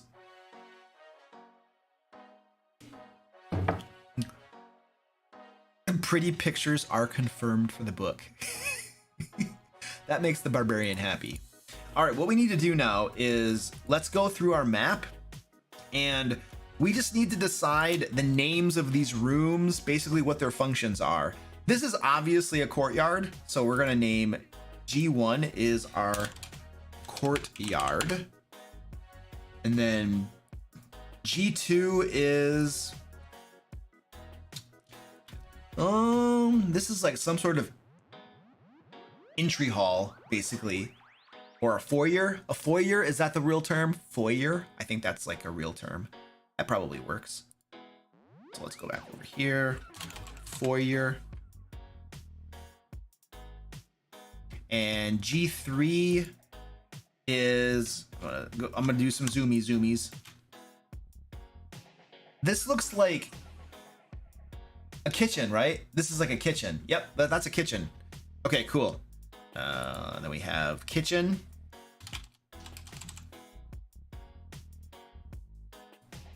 G4. Oops. What's G4? G4 is, this is like an armory. Yeah, this is an armory. Bunch of weapons and stuff in there. So we'll put that for G4. Armory. G5. That looks like a dining hall, basically, or a dining room. It's probably not a dining hall. Actually, this is a very nice, this is a larger dining hall right here. This is probably the commander's dining hall. Ooh, this is the war room. Look, there's a map here. This is the commander's war room. G5 is a dining room though. Oops, that's the wrong button. I can probably figure this out. Dining room. Where was G6? Oh, G6 is over here. This is the archer. This is the archers. They practice archery and stuff, or like hitting the dummies with swords. What do we call that? What would you call this room? The practice room? There's like a name for this. In a soldier's garrison where they have archery blanks, targets set up, and practice dummies. Training ground. Hey. Thank you. Training grounds. I knew there were smart people around to help me. That's why I ask dumb questions, so that I can get answers and I don't have to think. G7. Oh, woo, wee. Oh shoot. This is actually 2 rooms right here. I goofed that up. So this is G7. G8 would be right here. G9 goes up here. G10 is right here. And then we're gonna have to make, come on baby. Uh-oh, it's thinking. I got the swirly wheel of death because it's thinking. Don't think. Every time it, well, you know what? I actually don't have Photoshop crash on me. That almost never. Photoshop almost never crashes on me. Other programs do, not Photoshop. It's pretty solid. Okay, anyway, there we go. So G7 is the commander's war room. The war room. War room. And G8 is commander's like study or something. Oh, yeah, the general's office. Yeah, it's definitely an office for sure. I'm gonna go with commander. I don't know. I like the word command, the name commander better. Commander's office. And G9. This looks to me like a prison cell, doesn't it? Like these are bars and these are like benches to sit on, and it's all kind of like dank and torchlit and crap. So this looks like a prison cell to me. I was looking at this map earlier and that was my conclusion. And then we have G10, which is, this looks like another foyer. Oh, this could be a clerk's office. Ooh, this is the clerk's office. There we go. Dun, dun, dun, dun, dun, dun.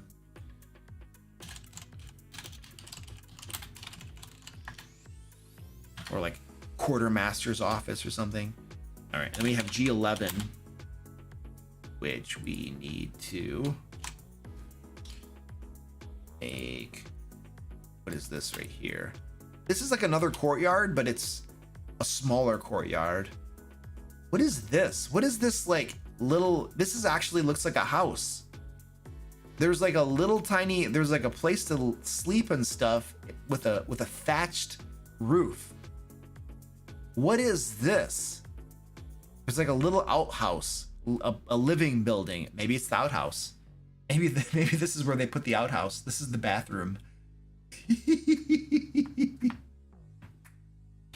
Oh, a processing office. Oh, I like that. That's actually a better name. I like that better than the clerk's office.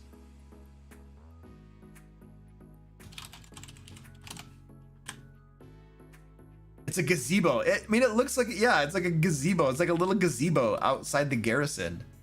This is just Photoshop. This is just Photoshop. Nothing fancy.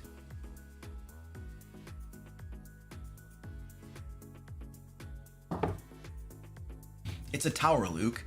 Who makes a tower with a thatched roof? It's just gonna get set on fire in 2 seconds and be useless. An engineering bay?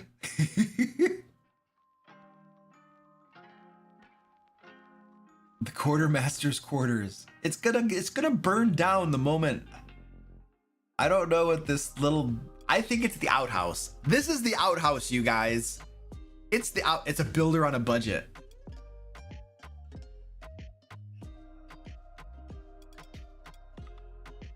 I'm going with outhouse. I'm sorry. It's going to be like courtyard and outhouse. This is where you go do your business. Cuz you know, it stinks. You want to have the outhouse outside. Okay, cool. We've named all the different rooms in our map. There's smoke coming out of the top. Yeah, because it stinks in there, dude. That's why there's smoke, man. I mean, every so often, look at every so often. Okay, Mary DM girl agrees with me that it's an outhouse. I think that's okay. Thank you, Mary. Now I got some consensus. Everybody's saying it should be a watchtower, but Mary and I are on the same page. So it's an outhouse. But here's the thing. Every so often, what you're supposed to do for an outhouse is you're supposed to move the outhouse to a different location and then fill in the hole so that, you know, you're not just filling it up with poop for like years. You're supposed to move your outhouses every so often. But this is a garrison. You can't really move the outhouse, right? So they burn the contents of the hole. And that's why there's smoke coming out of the top of it. That is my theory. The thatched roof is good for ventilation. Exactly. You see, Mary, that's such a good observation.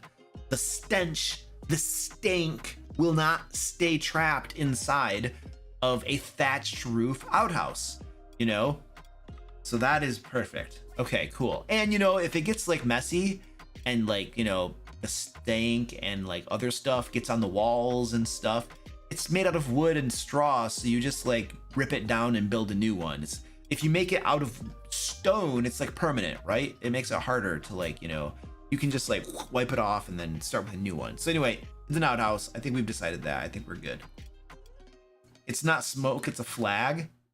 Maybe. Yeah, it could be. But smoke, I think they're burning the crap in the pit, okay? And it's smoke. All right. You guys gotta stop fighting me on this.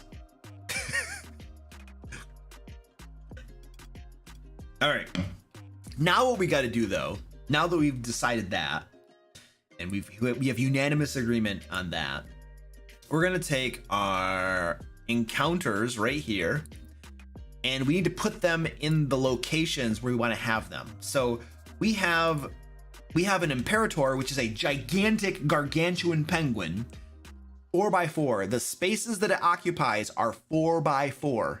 It's big. We got to put this somewhere. Now, I think the only reasonable place to put this is probably going to be in, come on, baby, you can do this. This courtyard out here. I think that our penguins are out in the courtyard because that big, huge, massive penguin is not going to fit anywhere else. So I think we're locked into having to put that out here. And so what I'm going to do, come on. I'm going to take this. We're going to cut that out of there and we're going to go down to our courtyard right here and we're just going to paste those there. That's where they're going to be. All right, cool. Let's go to our next one. We now have devouring angels. Let's go look at those. Let's see what size those are. They're on page 125. All of our monsters are from Tome of Beast 3, by the way. This is our devouring angel, and it is a large creature. So it is a large, and we have how many? And they're really, this is so cool, you guys. I am gonna use this monster in an adventure that I create somewhere, somehow, because this is amazing. Holy crap. We have 4 of them. So we need to find a place where these are gonna fit. We might have to put 2 in one room and 2 in another room. And then if a combat kicks off with any one of those 2 groups, they just all join in, you know, have like whatever. That's standard encounter building mechanics. So where should we put those devouring angels? I mean, we don't have that many rooms, so maybe we could have, ooh, we could have a couple be in G4 and then a couple in G3. Maybe we do something like that. Shrink them. That's true. You could. That's true. You can always shrink them and just say that they're medium size. Put the devouring angels in the outhouse.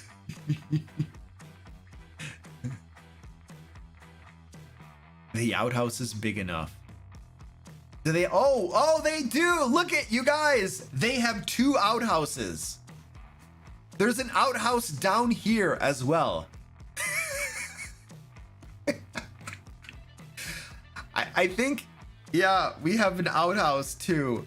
Oh, we have 2 of them. Okay, cool. Courtyard and outhouse. It's not a watchtower. It's not a watchtower. All right. Let's go over here. I don't want to have anything in the foyer because they probably just fought the penguins out here.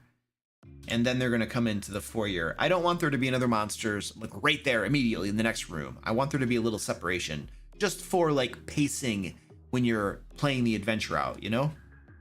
So G4 and G3 are where we're going to have those.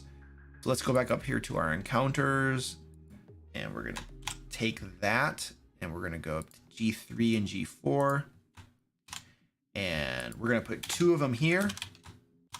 And we're going to put 2 of them in the armory.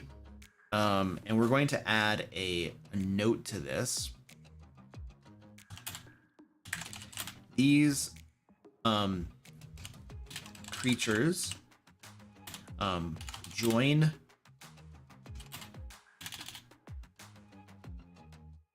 in any combat that occurs with the devouring angels in G4.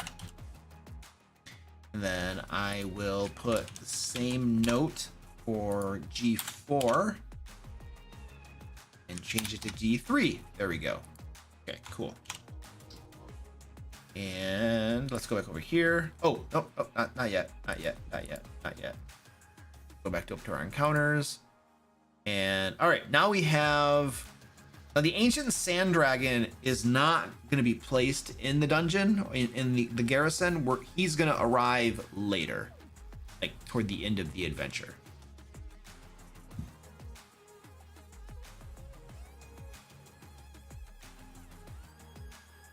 I don't know what you guys are talking about. This garrison had a serious health issue. When you really gotta go and you don't want to walk that far. That's right, Danny. Exactly. Okay. Anyway, we have to the cactus. We have the cacties, and the Void Knight and these kobolds. So let's go look at the Sin Stars. I want to look at these again. It's been a while since we looked at them. 345. Come on, you can do it. You can do it. Oh, the Sin Stars. So the Sin Stars are basically tiny. They are tiny cacti. That's what they are. They're a little tiny plant, little tiny cacti, and they are a CR17. That's crazy. All right, so where are those going to be placed? Where do we put those on our map? I'll zoom out a little bit. It's going to be somewhere in the top half right here. It might be. What if it's out here in C6? It's either out here or it's going to be up here in like the commander's area. What do you guys think? The Sin Stars has to be the outhouse. In the war room, they're the commander. The cacti, the plants are the commander.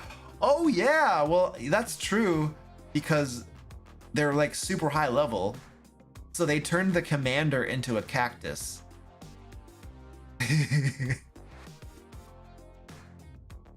That's nice. We could do that. That works for me. Let's put them there.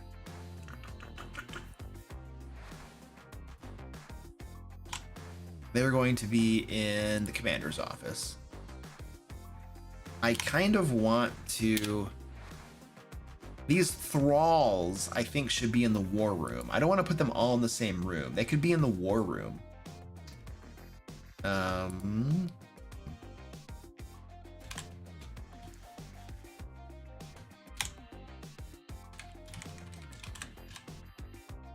I'm going to put a little note here. These creatures appear as gaunt, half-starved garrison soldiers. That's what the Sin Star is. If you look up Sin Star, unless I misread it, the Sin Star thrall is a creature that has basically been dehydrated and diseased and dehydrated by the Sin Star itself, which is a cactus. And so I'm gonna have them be appearing as gaunt, half-starved garrison soldiers.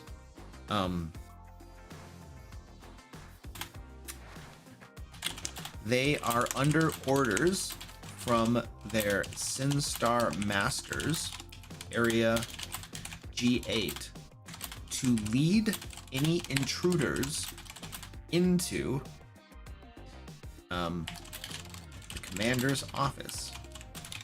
Area G8. Yay! Okay, cool. And then they'll all fight together.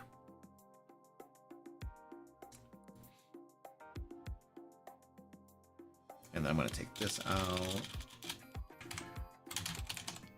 And we'll say confronting the Sin Star thralls and the Sin Stars together is a deadly encounter. All right, cool. Little note. And then we gotta find this. So we have stuff there. Oh, I think we only have like one encounter left to play. Well, two of them. The Void Knights and the Empyrean Kobolds. Okay, great. Now we're gonna put these guys in the outhouse. What is it? Something is a really crappy situation. I don't know what those guards must be doing to the town with those outhouses. I'm not sure the dragon is the real problem here. He might be solving the problem. Listen, these outhouses are in perfect working condition.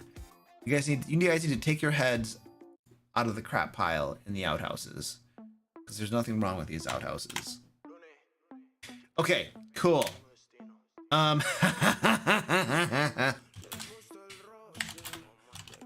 The kobolds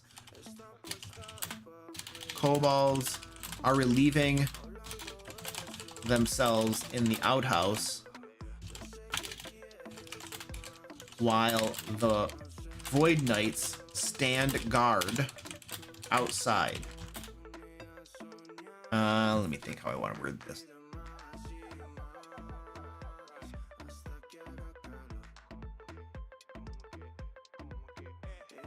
HCP Gamer, thank you, dude. I appreciate that, man. Welcome, man.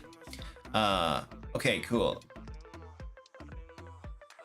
Mary says, I'm throwing my way overpowered level 16 group against the Sin Star and its thralls next Saturday. Can't wait. Mary, that's cool. Make sure the battle takes place in an outhouse. That is my only request. And then we're straight. All right, so what am I writing here? The kobolds are relieving themselves in the outhouse while the Void Knights stand guard outside. When the characters enter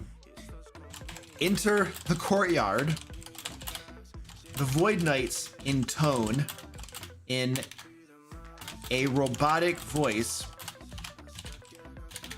"Stand back and wait your turn." If the characters approach, the Void Knights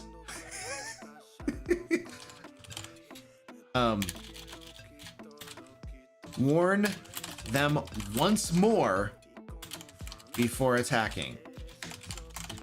Okay, there we go. Intone is spelled wrong. Let's see if we can fix that. Okay, all right, cool. Well, if we have time, yeah, we should have time to flesh this out a little bit more. We're just kind of getting a few things. I had a cool idea, so I wanted to get that written down. And I think we just have, as far as the encounters go, we have this encounter. This is our boss encounter right here. And then what we're gonna do here is we're going to make a new area here, encountering the sand dragon. And we're gonna put this right here. I got that one. And go up to our encounters. We're going to copy that. Then I don't need that section there anymore. And we're gonna go down here. And we're gonna put that there. Okay. And then we are going to say,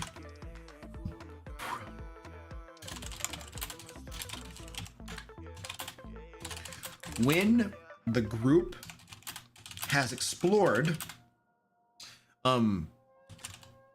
most or all of the garrison, the ancient sand dragon arrives, landing on the roof.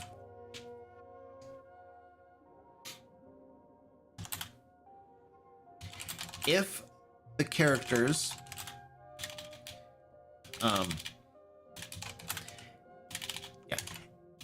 if the characters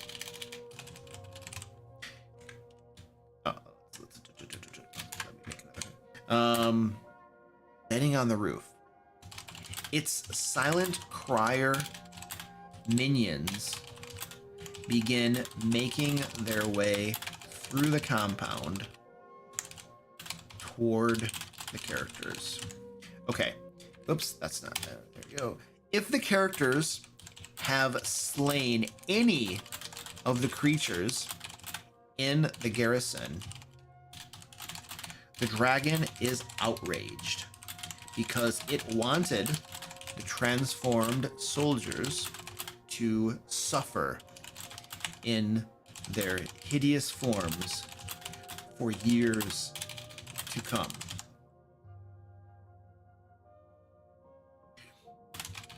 It may, actually he may converse with them briefly, but mostly he is there to end them. Now, if the characters have not slain any of the creatures, the dragon is calm and requests that they leave.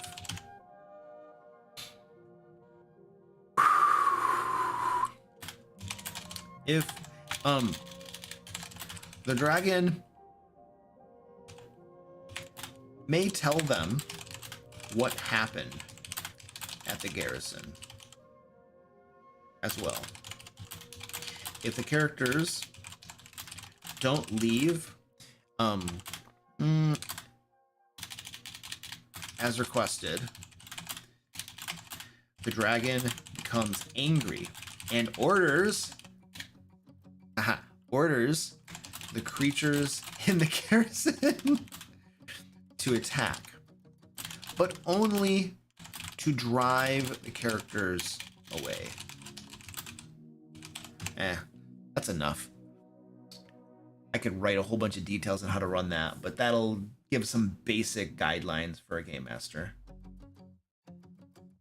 Okay, so that's some basic encounter notes. I'm gonna make some encounter notes here. I want to do the same format, encounter notes, and we'll do that. And we have 2 sin stars. Sin stars. Like that. There are 4 sins in this room, and then we'll say there are 2 sin stars in this room. We'll do the same thing here. There are in this area. Okay, cool. And then let's go up to right here. Devouring angels. There are 2 devouring angels deadly in this room. I'm fleshing this out a little bit at this point because I made like really rough notes, and now I want to clean it up a little bit so it's a little bit more intelligible for somebody who's like actually going to run this adventure here.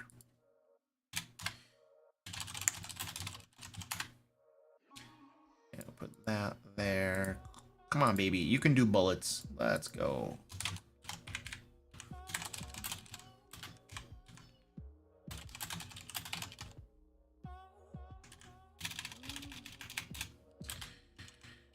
I'm gonna take that deadly out, and we're gonna put a little clause. An encounter with all 4 devouring angels is deadly. There we go. I'm gonna put that note right here as well. Beautiful. And I'm gonna go up here and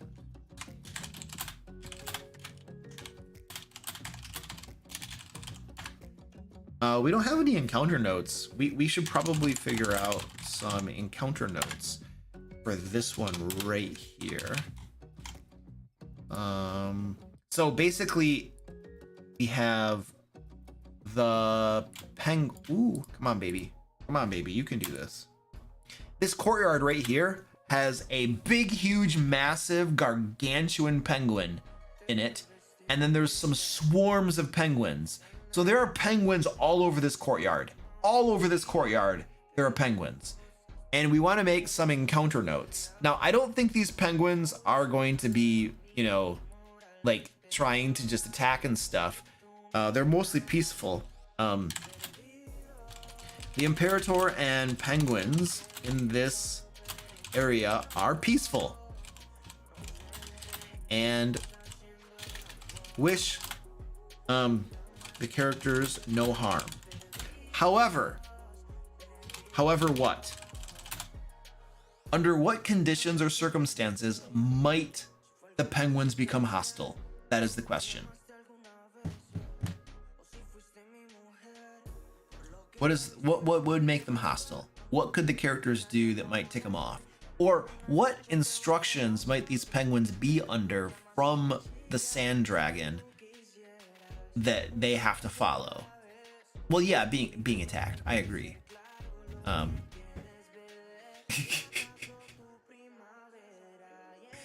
Have you met Penguin Butt?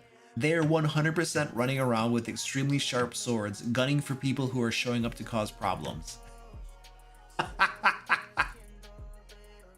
I mean, Penguin Butt is like the authority on penguins.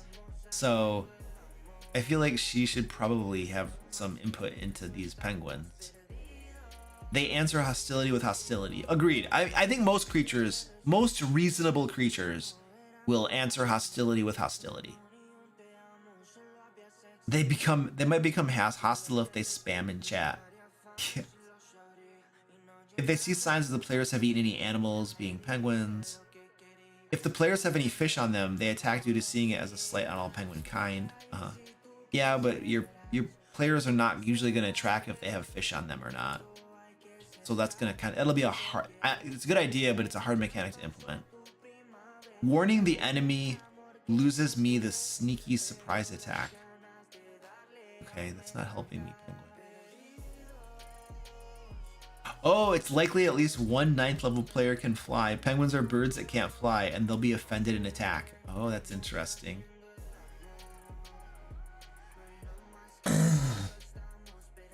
I'm out of tea. All right, well, let's think about this one. Let's think about this one right here. I'm gonna go get some more tea, and I'll be back momentarily, and we're gonna finish this up. Hi, Barbarian here, and I'm interrupting this wonderful live stream to tell you about the secret art of game mastery.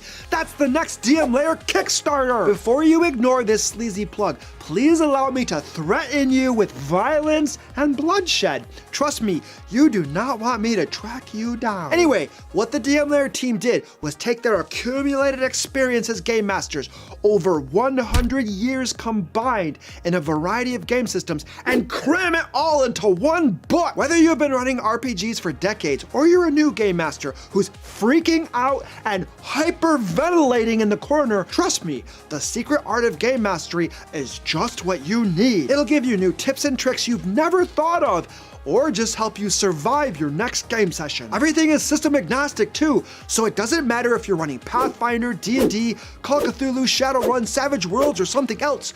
This book is for you. The Secret Art of Game Mastery Kickstarter launches in August, but if you click the link below, you can follow the project and get notified when it goes live. So yeah, do that right now before I come looking for you.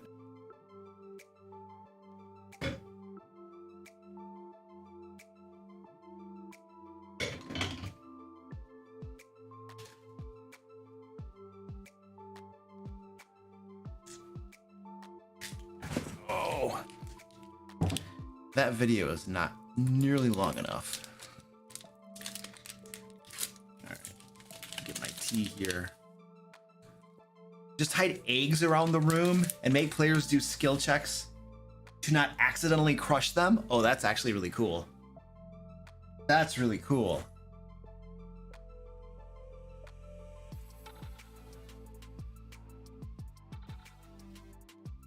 Yes, we're totally putting eggs all over that room.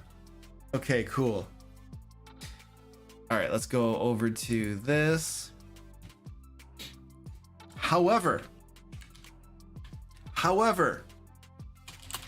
the penguins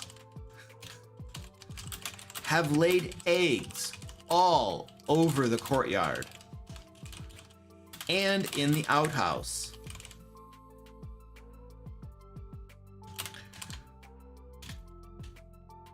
Crushing, stepping on, or intentionally crushing any eggs will infuriate them, and they will launch into a flurry of attacks. Let's put an N in there. Ooh, we should do a skill check to cross the courtyard. Nice.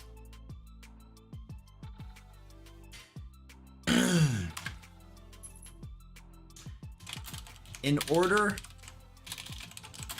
to cross the courtyard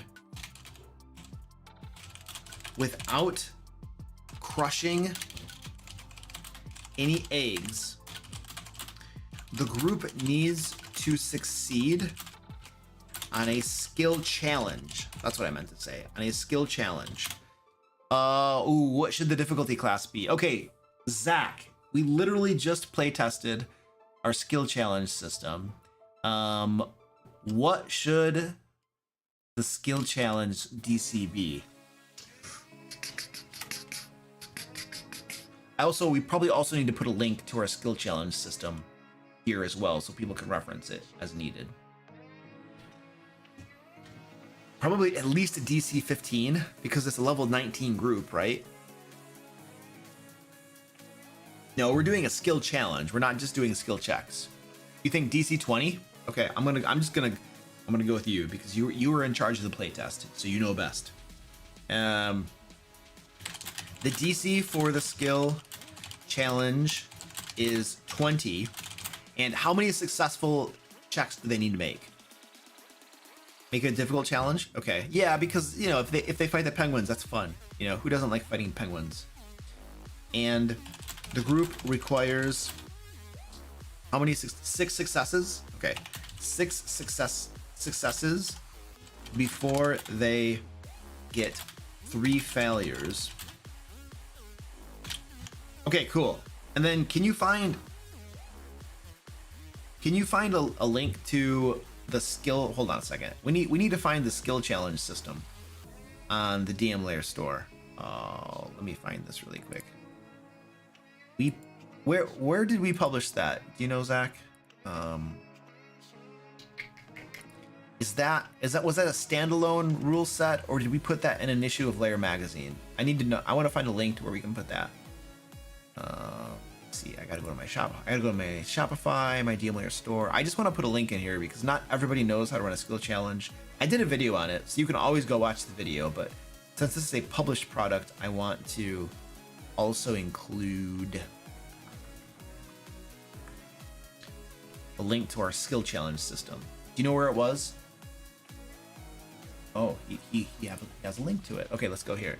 Yes, go to the site. Okay, it was in Lair magazine number 18, has skill challenges in it. Okay, beautiful. All right. Wish and waste. All right, let's go back to here. And then let's show you my screen again. Okay.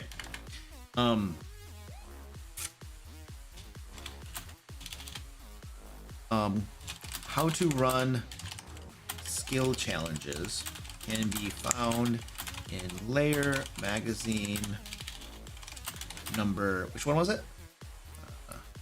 18, Wish and Waste. Number 18, Wish and Waste.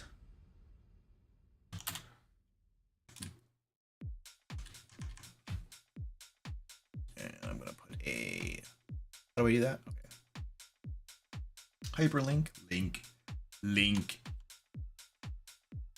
Wish and waste. All right, cool. Here we go.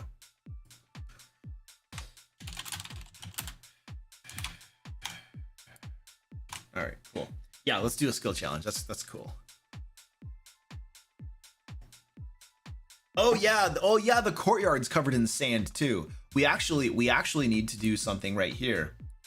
We forgot to write that. Like every single room, like the courtyard. And yes, the exteriors for sure. Oh, you know what? Actually, should the sand, hold on a second. Should the sand be through like every single room? I think there should be sand in all of the rooms. The courtyard should have even more sand. All right. Sand covers it all.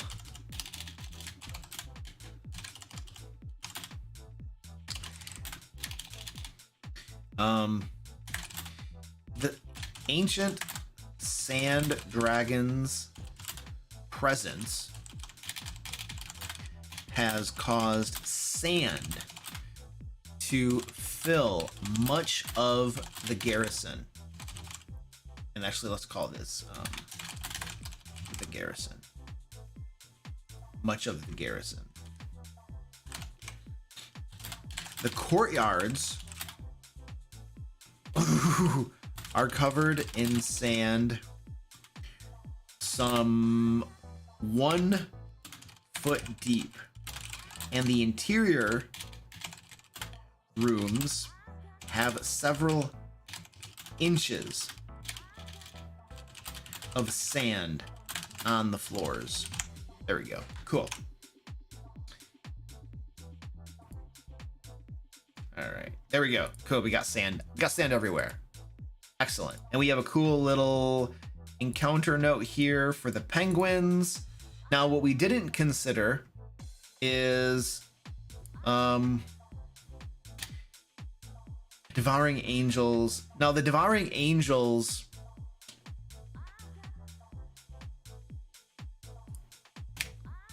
I don't know. What would be our encounter notes for the devouring angels? Because we don't remember when we're designing an adventure, I don't like having monsters just attack, and what we want to provide for game masters is a little bit of direction on what these creatures might do. Because if we don't, then a game master running this might just like not know what to do with them and just have them attack. So the Devouring Angels, what would they be up to? We have them placed in the whoa, I just did something weird. We have them placed in G3 and G4. But what are they doing? Kai doesn't like sand. Yeah, I don't like sand either. Sand is horrible. I used to, for one summer, I lived on at a beach house in Myrtle Beach, South Carolina, and sand was everywhere, and it was miserable. I got like an eye infection because there was sand in our bed. It was like there was sand everywhere, you guys. It was crazy. Oh, they want something to devour?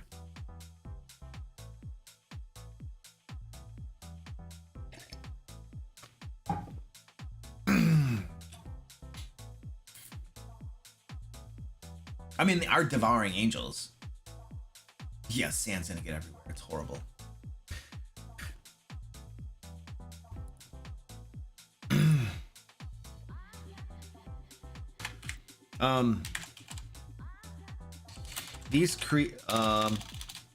The devouring angels are ravenous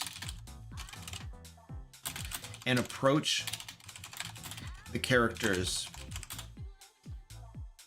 with hunger gleaming in their eyes. Of course, I can't spell that word. That's not even how you spell ravenous. Come on, man. There we go. If the characters give them food give them food equivalent to the size of a medium creature, the creatures are satisfied. Otherwise, they demand one of the characters as a sustenance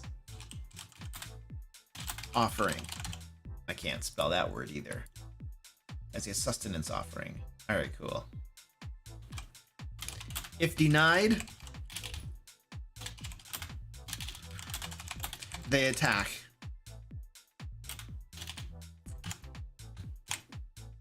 That should go well.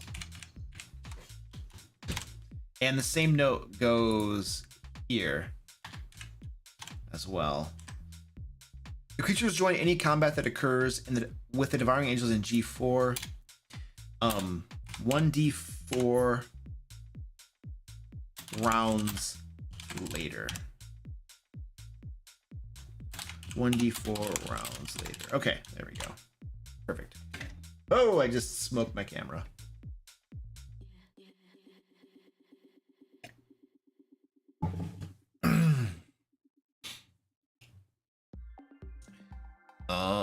Would penguin corpses count as food? Yes, they would. That is a spectacular idea. That is awesome. Okay, cool.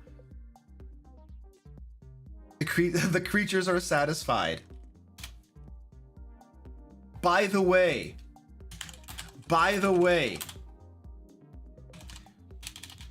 they love chicken, and penguins are nearly the same thing. All right, beautiful.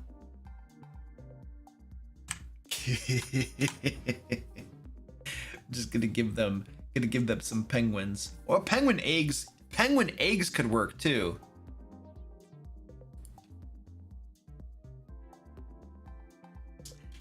And for what it's worth, penguin eggs are very nice too. There we go. We're gonna get the penguins and the eggs eaten. I guarantee you that if the characters like kill the penguins, or and then these monsters want food, I 100% guarantee you that there is going to be a player who's like, go get the penguins. and they're gonna offer them penguins, and it's gonna be great. And then these devouring angels will be satisfied. All right, cool. I like that. We have these the Synthstar Thralls. Okay, cool. So, and they are under orders from their Synthstar masters to lead any intruders into the commander's office.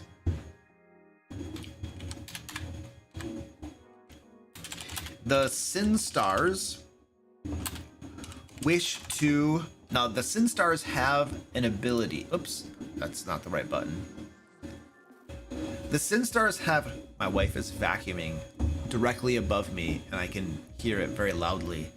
You might not be able to, but I can. The Thrall Sickness. So they basically want to convert more humanoids into Thralls.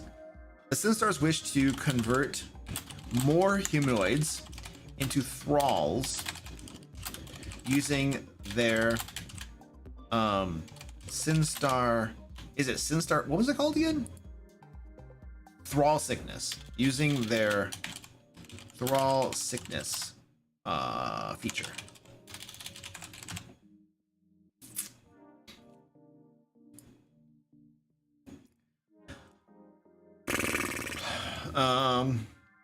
How are they gonna lead them in there? Oh, yeah. The Synthstar Thralls will tell the characters that their masters,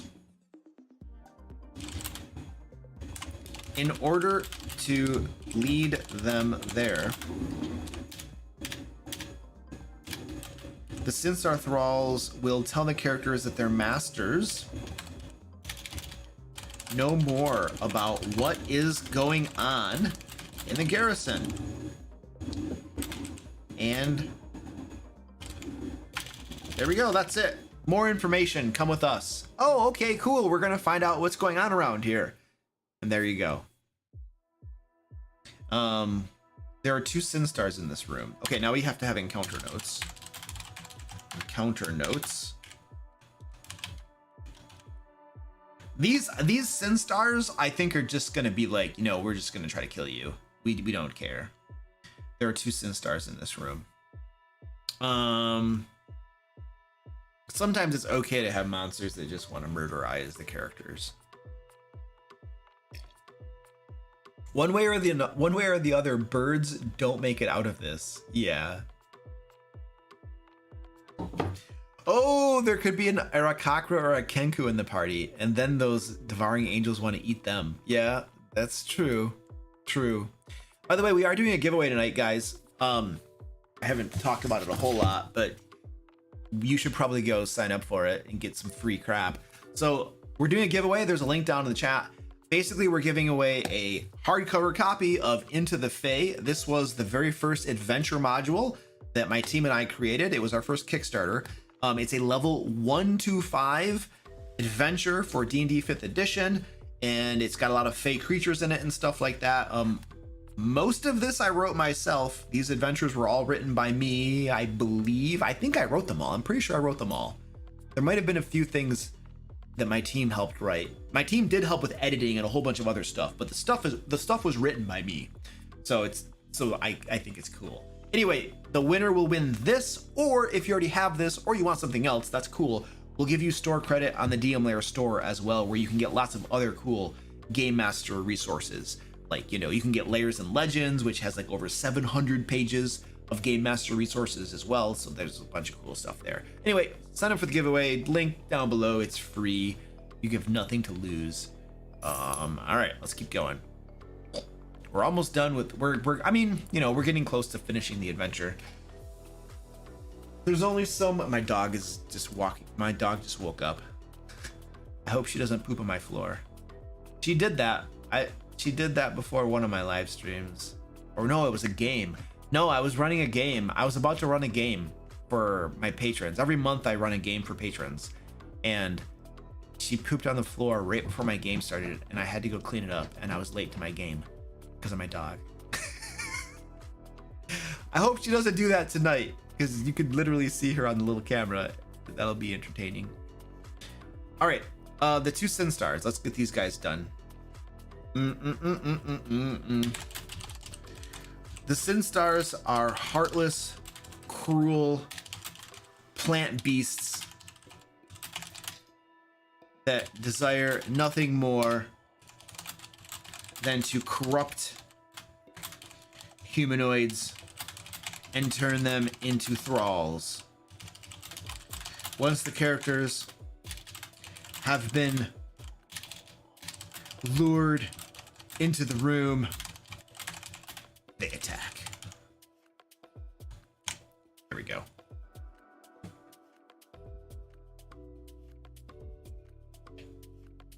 I need to do that. And we have encounter notes for this encounter. Cool. And we have encounter notes for the dragon at the very end. The final confrontation involves 5 silent criers and 1 ancient sand dragon. Cool. I think the only thing, loot. You guys, we have not rolled on the loot tables. Oh, the kids in your D&D club at school will love Into the Fae. Yeah, it's really cool. I tried the adventures I wrote in Into the Fae. I tried to make the adventures, you know, Fae creatures are like tricksy and stuff, and they have like sometimes strange motivations and things. So I tried to write these adventures so that you don't necessarily just have to go through and kill everything. You know, you can obviously, and a lot of these Fae creatures are bad, and so you're probably gonna want to, you know, but it's not just like a go through and kill everything type of an adventure. I tried not to write it that way, at least, you know. Even though most groups end up doing that, you know, the option exists not to.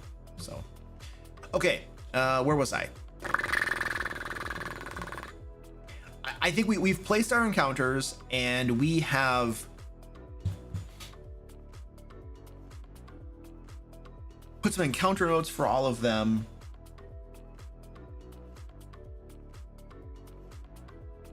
I think our next step is probably going to be to start fleshing out. Oh, the loot. Oh, the loot. I was talking about loot. We need to do loot. That's where my brain was going. So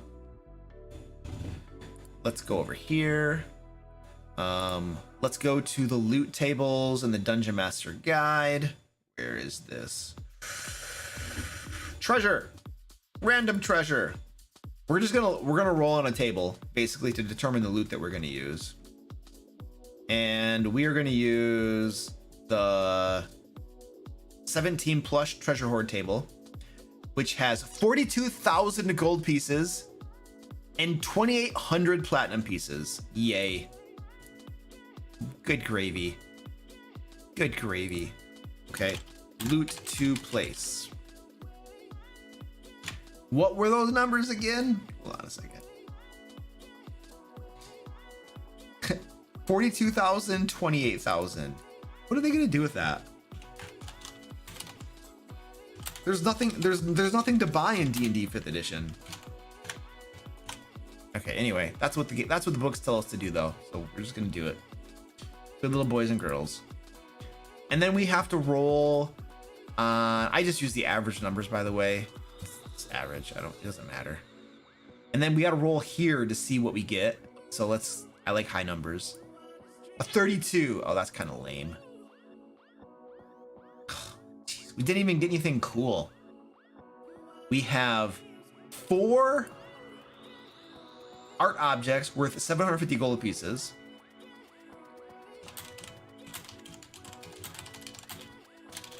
$7,500 gold pieces each.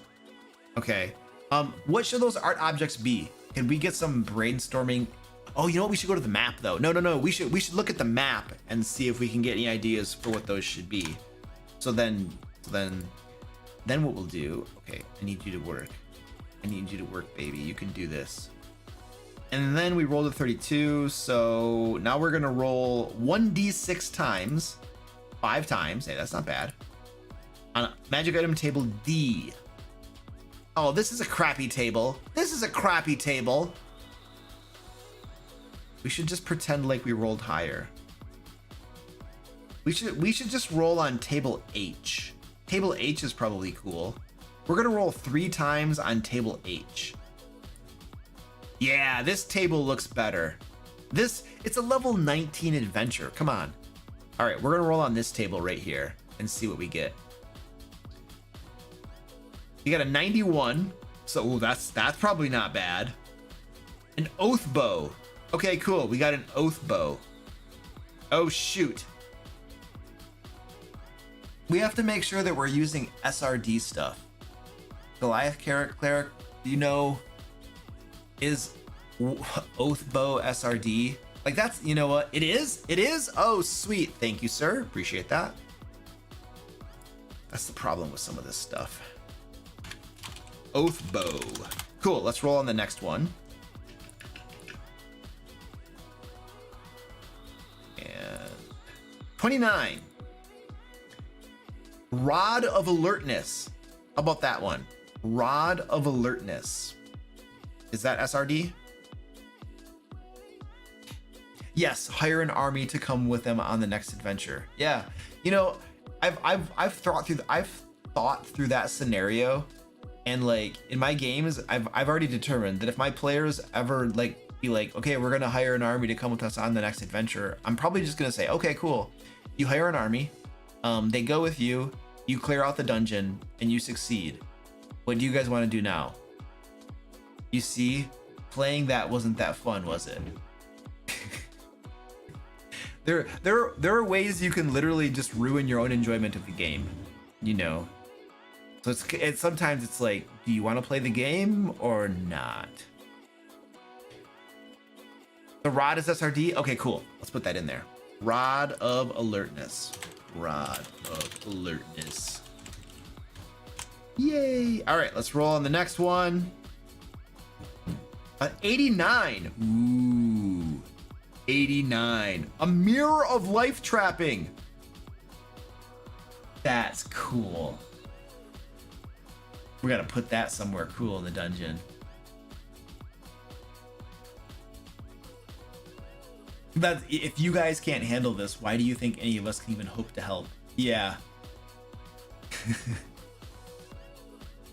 Is that one SRD? Mirror of life trapping? What? You think I play D&D to play D&D? Blasphemy! I know.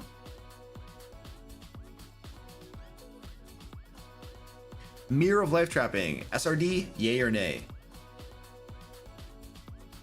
Cool. We got lucky. I was afraid some of these weren't going to be SRD. Mirror of life trapping. Oath bow. All right, well let's take that oath bow, and we're gonna give that to one of the kobolds. Maybe I think one of the kobolds could probably be using an oath bow. So let's find our kobolds, and we will say one of the kobolds has an oath bow on it. Cool. It may not use the oath bow, but it at least has the thing. And then let's go down to, we're placing loot throughout the adventure is what we're doing now. The mirror of life trapping, I want to put that somewhere. We're gonna put that in one of these rooms, and then, you know, the players can actually like, I think if we look that up, there's bad things that can happen if you look at that thing. Let's just take a look at this. So let's go to a new tab with that. A new tab. Come on, baby, you can do this. Any creature other than you that sees this reflection in the activated mirror must succeed or be trapped. Like they can literally be trapped inside this. The characters, when they see this, could be trapped inside of it. That's amazing. So we're gonna put that somewhere, and maybe we'll get some characters trapped in there, and that'd be really cool. The mirror of life trapping, I feel like that's something that's going to be in the commander's office right here in G8. That's where the commander would have that somewhere. So we're gonna put that in G8. The commander's office. Nice. Okay. Let's do this. mirror. Mirror, mirror on the wall. On one of the walls is a mirror of life trapping. Characters who gaze into it are subject to its, how do we want to phrase that? Yeah, a life trapping feature. Yeah.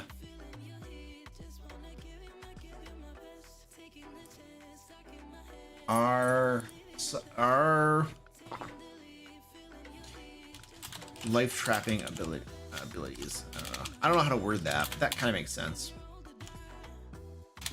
See magic item description for details. Okay, cool. Wait, to hyphenate it? Okay, I'll hyphenate it for you. Cool. So we've placed the mirror of life trapping. Technically, I think we're supposed to italicize these. Same for the oath bow as well. The oath bow is supposed to be italicized. And then loot to place.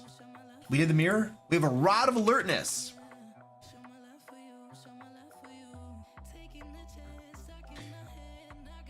Where should we put that? A rod of alertness. Oh, I spelled that wrong. Thank you, Penguin.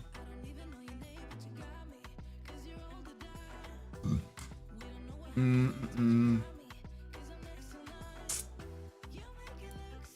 there we go. Rod of alertness. Oh, there are various kobolds and penguins in some of the cells of the mirror already. Oh, that's pretty cool.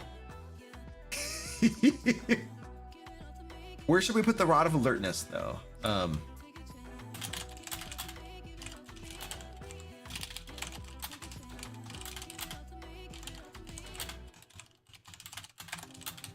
we go. They're already trapped in the mirror. Oh, the dragon should be wielding the rod. Okay, cool.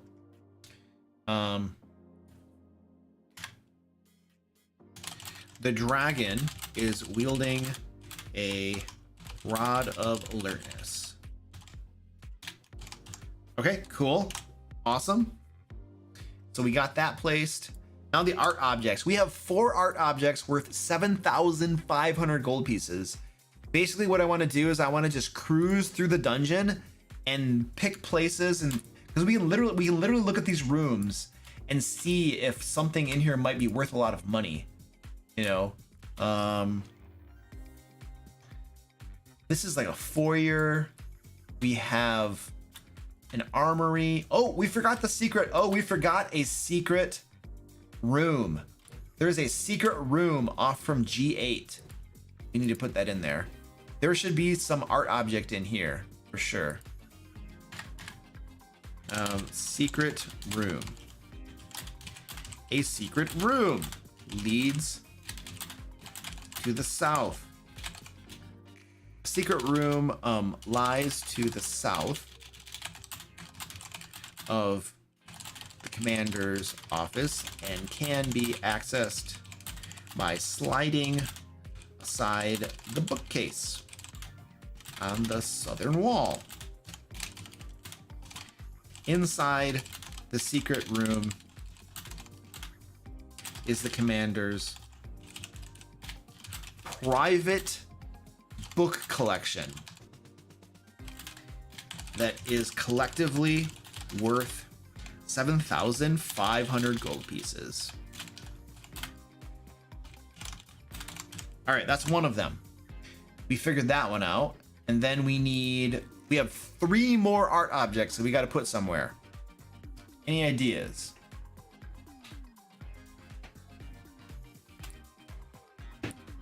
Ooh. Look at this deer. This deer mounted on the wall. Like, it could be like encased in gold or something. So let's go to G10. I'm gonna do that right there. G10, the processing office. What do you call a deer's head mounted on the wall?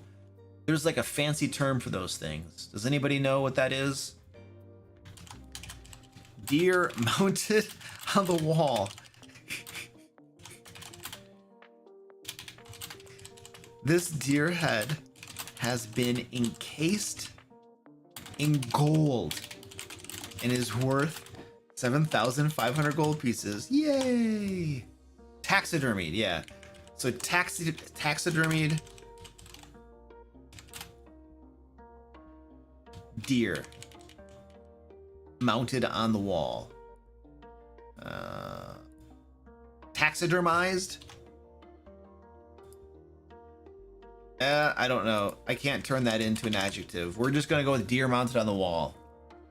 A deer mount. Deer mount, apparently. Okay. Trophy. Oh, trophy! Yes. Deer trophy. Mounted on the wall. Yay! There we go. Okay, we figured it out. We got 2 more to go. 2 more to go. Where are you gonna find an art object?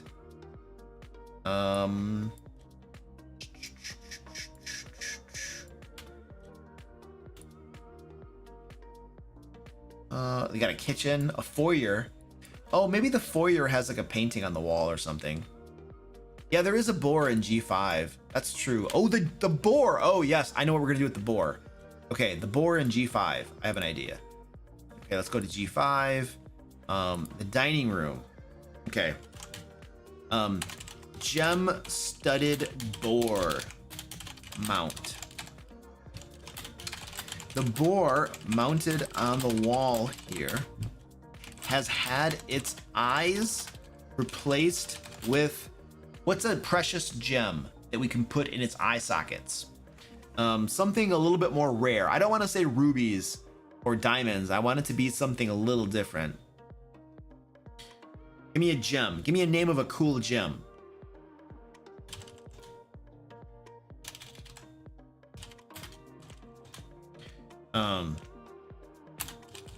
Each worth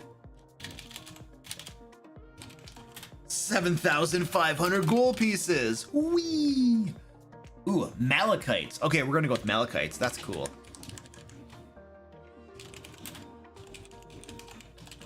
All right. Yay, we have placed all 4 art objects. Now we just have a bunch of gold. You guys, what are we gonna do? Where are we gonna put all this stupid gold? What the heck are we gonna do? How are we gonna give them all this dumb gold? Good gravy.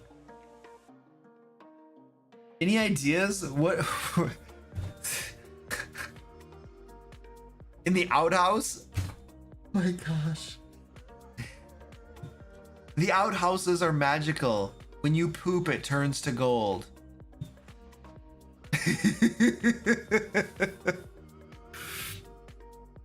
Oh my word. It's in the sand. When the dragon is defeated, all of the sand turns to gold coins. There we go. The sand is all gold dust. Oh, the old poop gold. Yes, yes. Okay, so here we go. Encounter notes. Loot. When the sand dragon is defeated, all of the sand in the garrison and courtyards turns to gold dust. Pure gold dust. Collectively, how much does it weigh? How much does it weigh? It weighs some XXX whatever pounds and is worth, now we're gonna do some math. So we're gonna take a 0 off from this. We're gonna say 45,000 gold pieces. How much would 45,000 gold pieces weigh? I think 100 gold pieces weighs a pound. Wait, how much does 1 gold piece weigh? We can figure this out pretty quickly, actually. A calculator over here. 45. Somebody knows. There's actually math in the DMG. The DMG has Somewhere it lists the weight of gold pieces. It would be 900 pounds. Is it really? 900 pounds? Okay, I'm rolling with it. 900 pounds. That's not that much. That's not that much.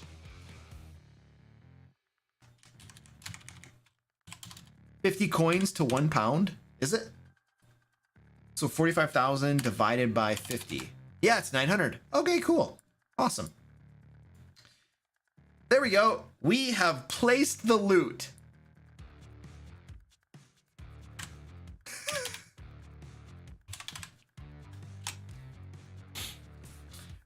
Oh, I feel like we just achieved a great victory by finding a way to put all that gold in the quest.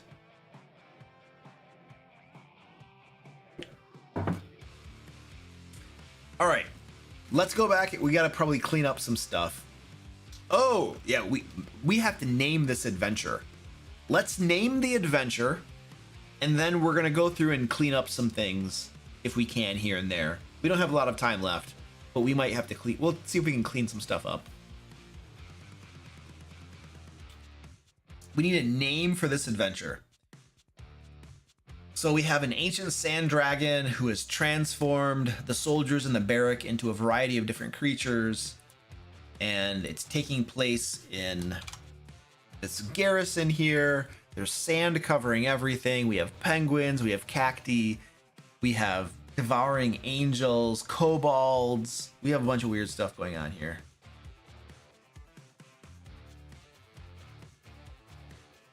Outhouses and dragons. That's pretty nice. Outhouses and dragons. That's gonna be hard to beat. All right, any other ideas? Sands of Revenge of Sandy Claws.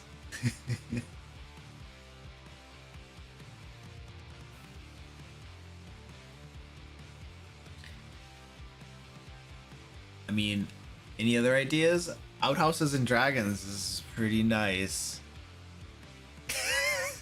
It actually hits on two of the most important parts of this adventure. Definitively. One man's sand is another man's gold. That's true. A lot of gold. All right, I don't think Outhouses and Dragons is probably going to be a clear winner here. Outhouses and Dragons.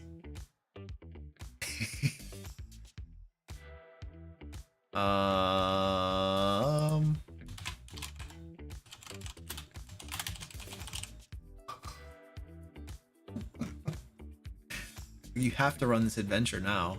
Jeez, man. All right, I'm gonna clean up all this stuff. We didn't really use any of this.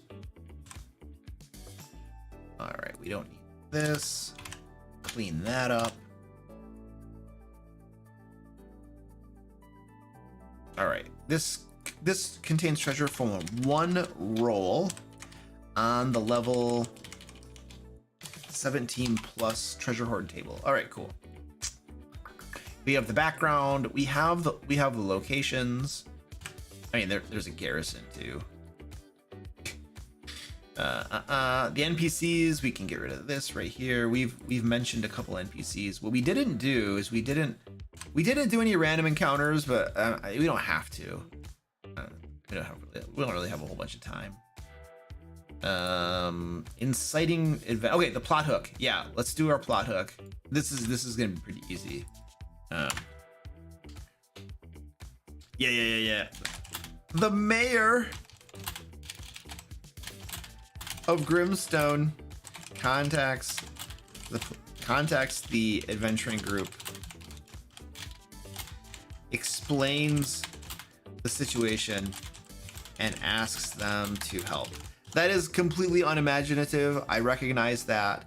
I've just been creating an adventure for 3 hours and I'm kind of burnt. So we're just gonna go with the tried and true. Hey, we have a problem. Please come help us. And then we'll call it a day. There are other ways you can probably make this much more creative. I 100% recognize that. Da-dun, da-dun, da-dun. And we have some rooms that have nothing interesting going on in them. I don't know if there's something we can put. The foyer. We need like an interesting detail to put in some of these empty rooms that we have. Like we have a foyer. Let's see if we can do that really quickly, because that will actually make things more interesting. The foyer. We need an interesting detail that can go on here. An interesting detail. Help me brainstorm. What could be going on in the foyer?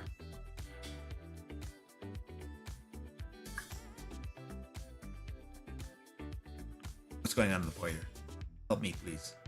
Help me. A hint, a note about the sand, maybe? I don't know what that would be. We also have other ones. We have other rooms that have nothing in them. This has nothing in it. This archery, the training grounds, has nothing in it. We have the cells, and I don't think we have anything there either. We don't have time to put a trap in here. We have like 10 minutes. Okay, I'm gonna copy paste that. Thank you, Zach. I appreciate that. I'm copy pasting that, and we're gonna move on.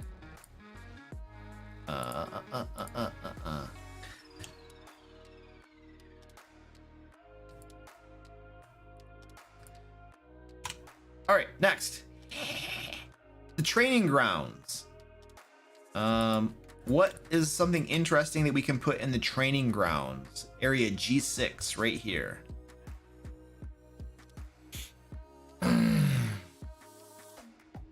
A written complaint about the burning poop.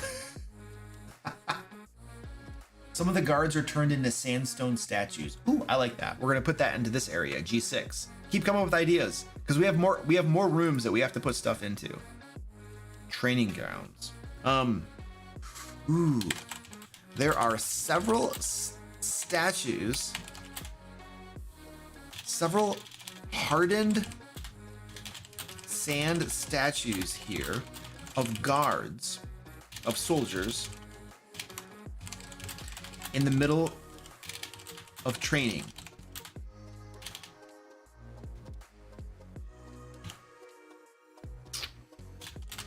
Shooting bows, swordplay, and the like.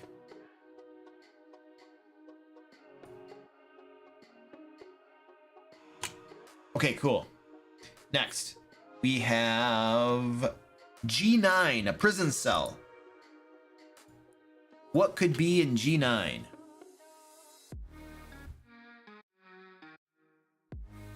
Is there a need of hints toward the secret chamber? No, I don't think so. I usually don't give any hints when there's a secret room. Like, my players should know that they should look for secret rooms. And if they don't, then it's on them that they missed it. I'm not gonna give them a hint. That's the whole point of a secret room, is that you might not find it and you should look for them. A prisoner that saw everything. Oh yeah, okay. What's the prisoner? Who's the prisoner? It's not a guard. It would have to be a criminal. A criminal. Because the dragon doesn't care about criminals. It doesn't want to punish criminals. It wants to punish the soldiers. Okay, yes. What's the name of the criminal? There's a criminal locked up in the cell here that was not converted by the wild magic gem. What's the name of the criminal? The name of the criminal. The name of the criminal. I need a name, guys. I'm gonna name him Timmy. If you don't give me a name, I'm calling him Timmy. Raphael. Why are you? Go away. Penguin Butt literally says Timmy. Jerry. We have Raphael, Jerry, Timmy, Smooth McGroove. Okay, there we go. Named Smooth McGroove. There we go. He witnessed everything from the dragon. He witnessed the transformation of the soldiers and heard the bellowing of the dragon outside garrison.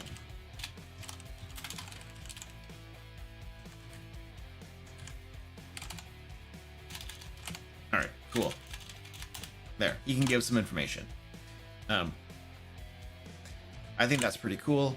We're gonna stop right there. A gnomish conman. Oh yes, there is a gnome. Yes, there is a gnome criminal named Smooth McGroove locked up here. There is a gnome conman. There we go. Cool. Beautiful. Processing office. We need one more. I think this is our last empty room. We need to put something interesting here. A processing office. What can we put here? That is this room right here, G10. We need to put something interesting in the processing office.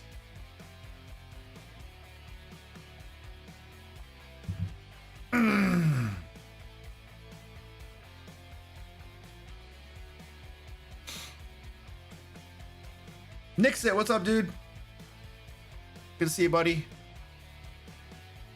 A cease and desist about the burning poop from the commander. Okay. Okay, fine. The book open on the counter is a clerk's log. It is open to a page that contains an extensive entry about complaints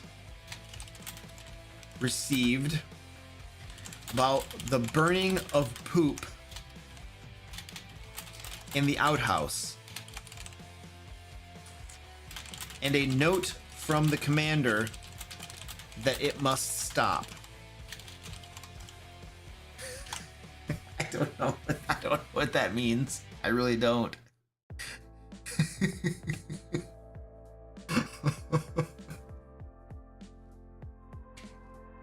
And a cease and desist order from the commander that it must stop. Okay. About complaints received. There we go. Okay, cool.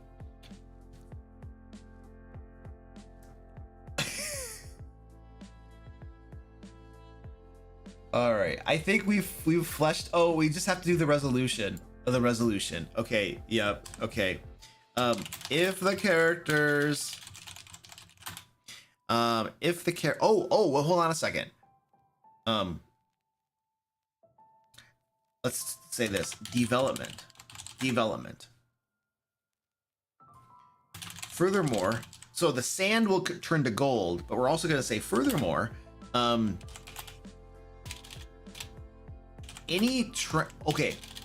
all of the creatures, all of the soldiers that were transformed turn back into their normal selves.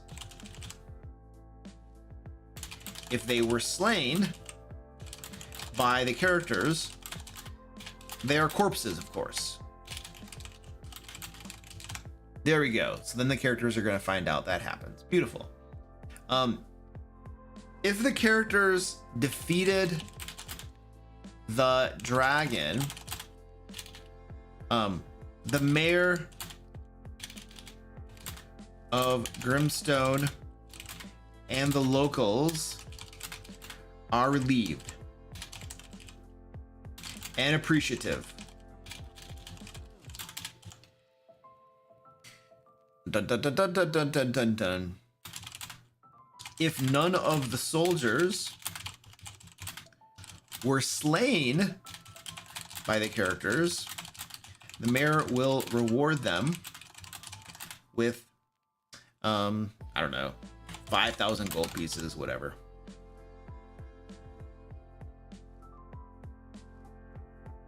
That's not gonna happen, so I'm not too worried about that.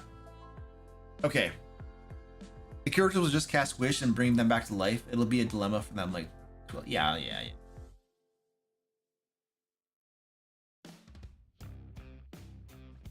No more smoking in the outhouse. Yeah, if fewer than half of the soldiers were slain by the characters. There we go. That way it's at least possible, because you're right. None of them being slain is an impossibility. This is a D&D adventure. Okay. All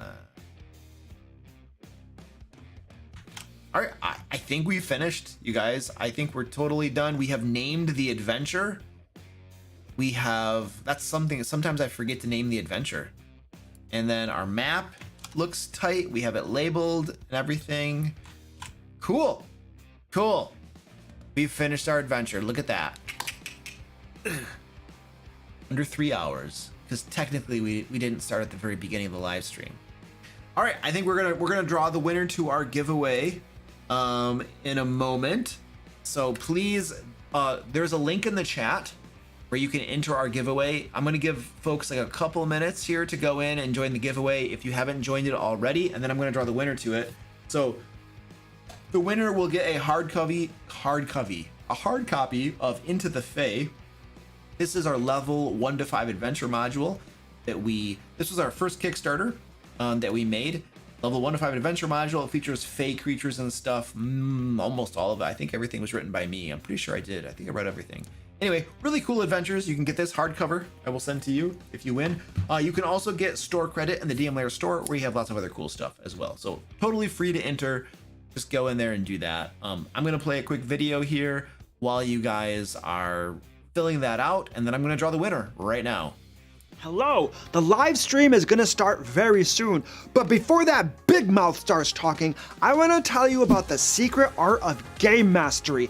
That's the next DM Lair Kickstarter. Listen, game masters are the heart of all tabletop games because, frankly, without you, there would be no game. Your players would just sit there and stare at each other and no one would know what to do. And yet, game mastering can often be challenging and overwhelming. I know, I tried it. I'm still dealing with the trauma from that experience. But anyway, that's why the DM Lair team has taken their accumulated experience as game masters in a plethora of game systems, over 100 years of combined experience, that's a lot of finger counting, and put it all into one book, The Secret Art of Game Mastery. Whether you're a seasoned game master or a brand new one, we want to help you run amazing games for your players.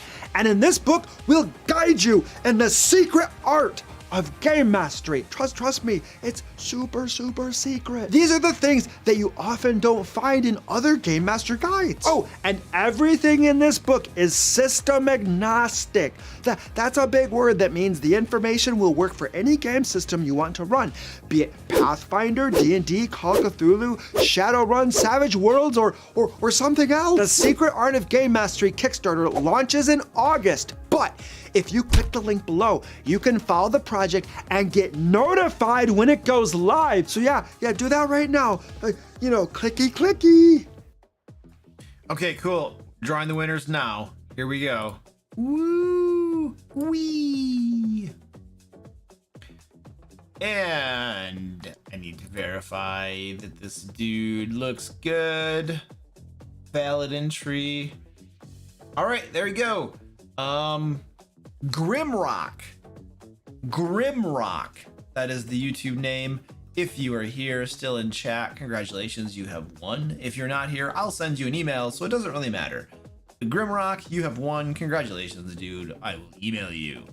All right, ladies and gentlemen, I think that about does it. We are done for the night. I will put this adventure and the maps for you over on the dmlair.com. It'll probably be published on Monday. You can download it. You can use it in your groups, 100% free. So that'll be over on the dmlair.com about Monday or so. They'll be up there. So I think we're about done. Thank you so much for helping me create this adventure. And then I will see you. Oh, I have a really cool live stream coming up. Hold on a second. stand by. My next live stream, I have a really cool one coming up. Is it next week? Is it next week? Yes, it's next week. Okay, so next week's live stream is gonna be on Thursday, and I'm gonna have Bob World Builder on, and we're gonna talk. He's gonna tell us about the Creator Summit. Like, he was at the Creator Summit, the Wizards of the Coast Creator Summit, and he's gonna tell us all about it. And we're just gonna pick his brain. It's gonna be amazing. So anyway, we're gonna do that next week. I'm really excited to talk to him about that. It'll be fun. So, all right, ladies and gentlemen, we are done. Thank you so much. We'll see you next time. Have a wonderful evening. Goodbye.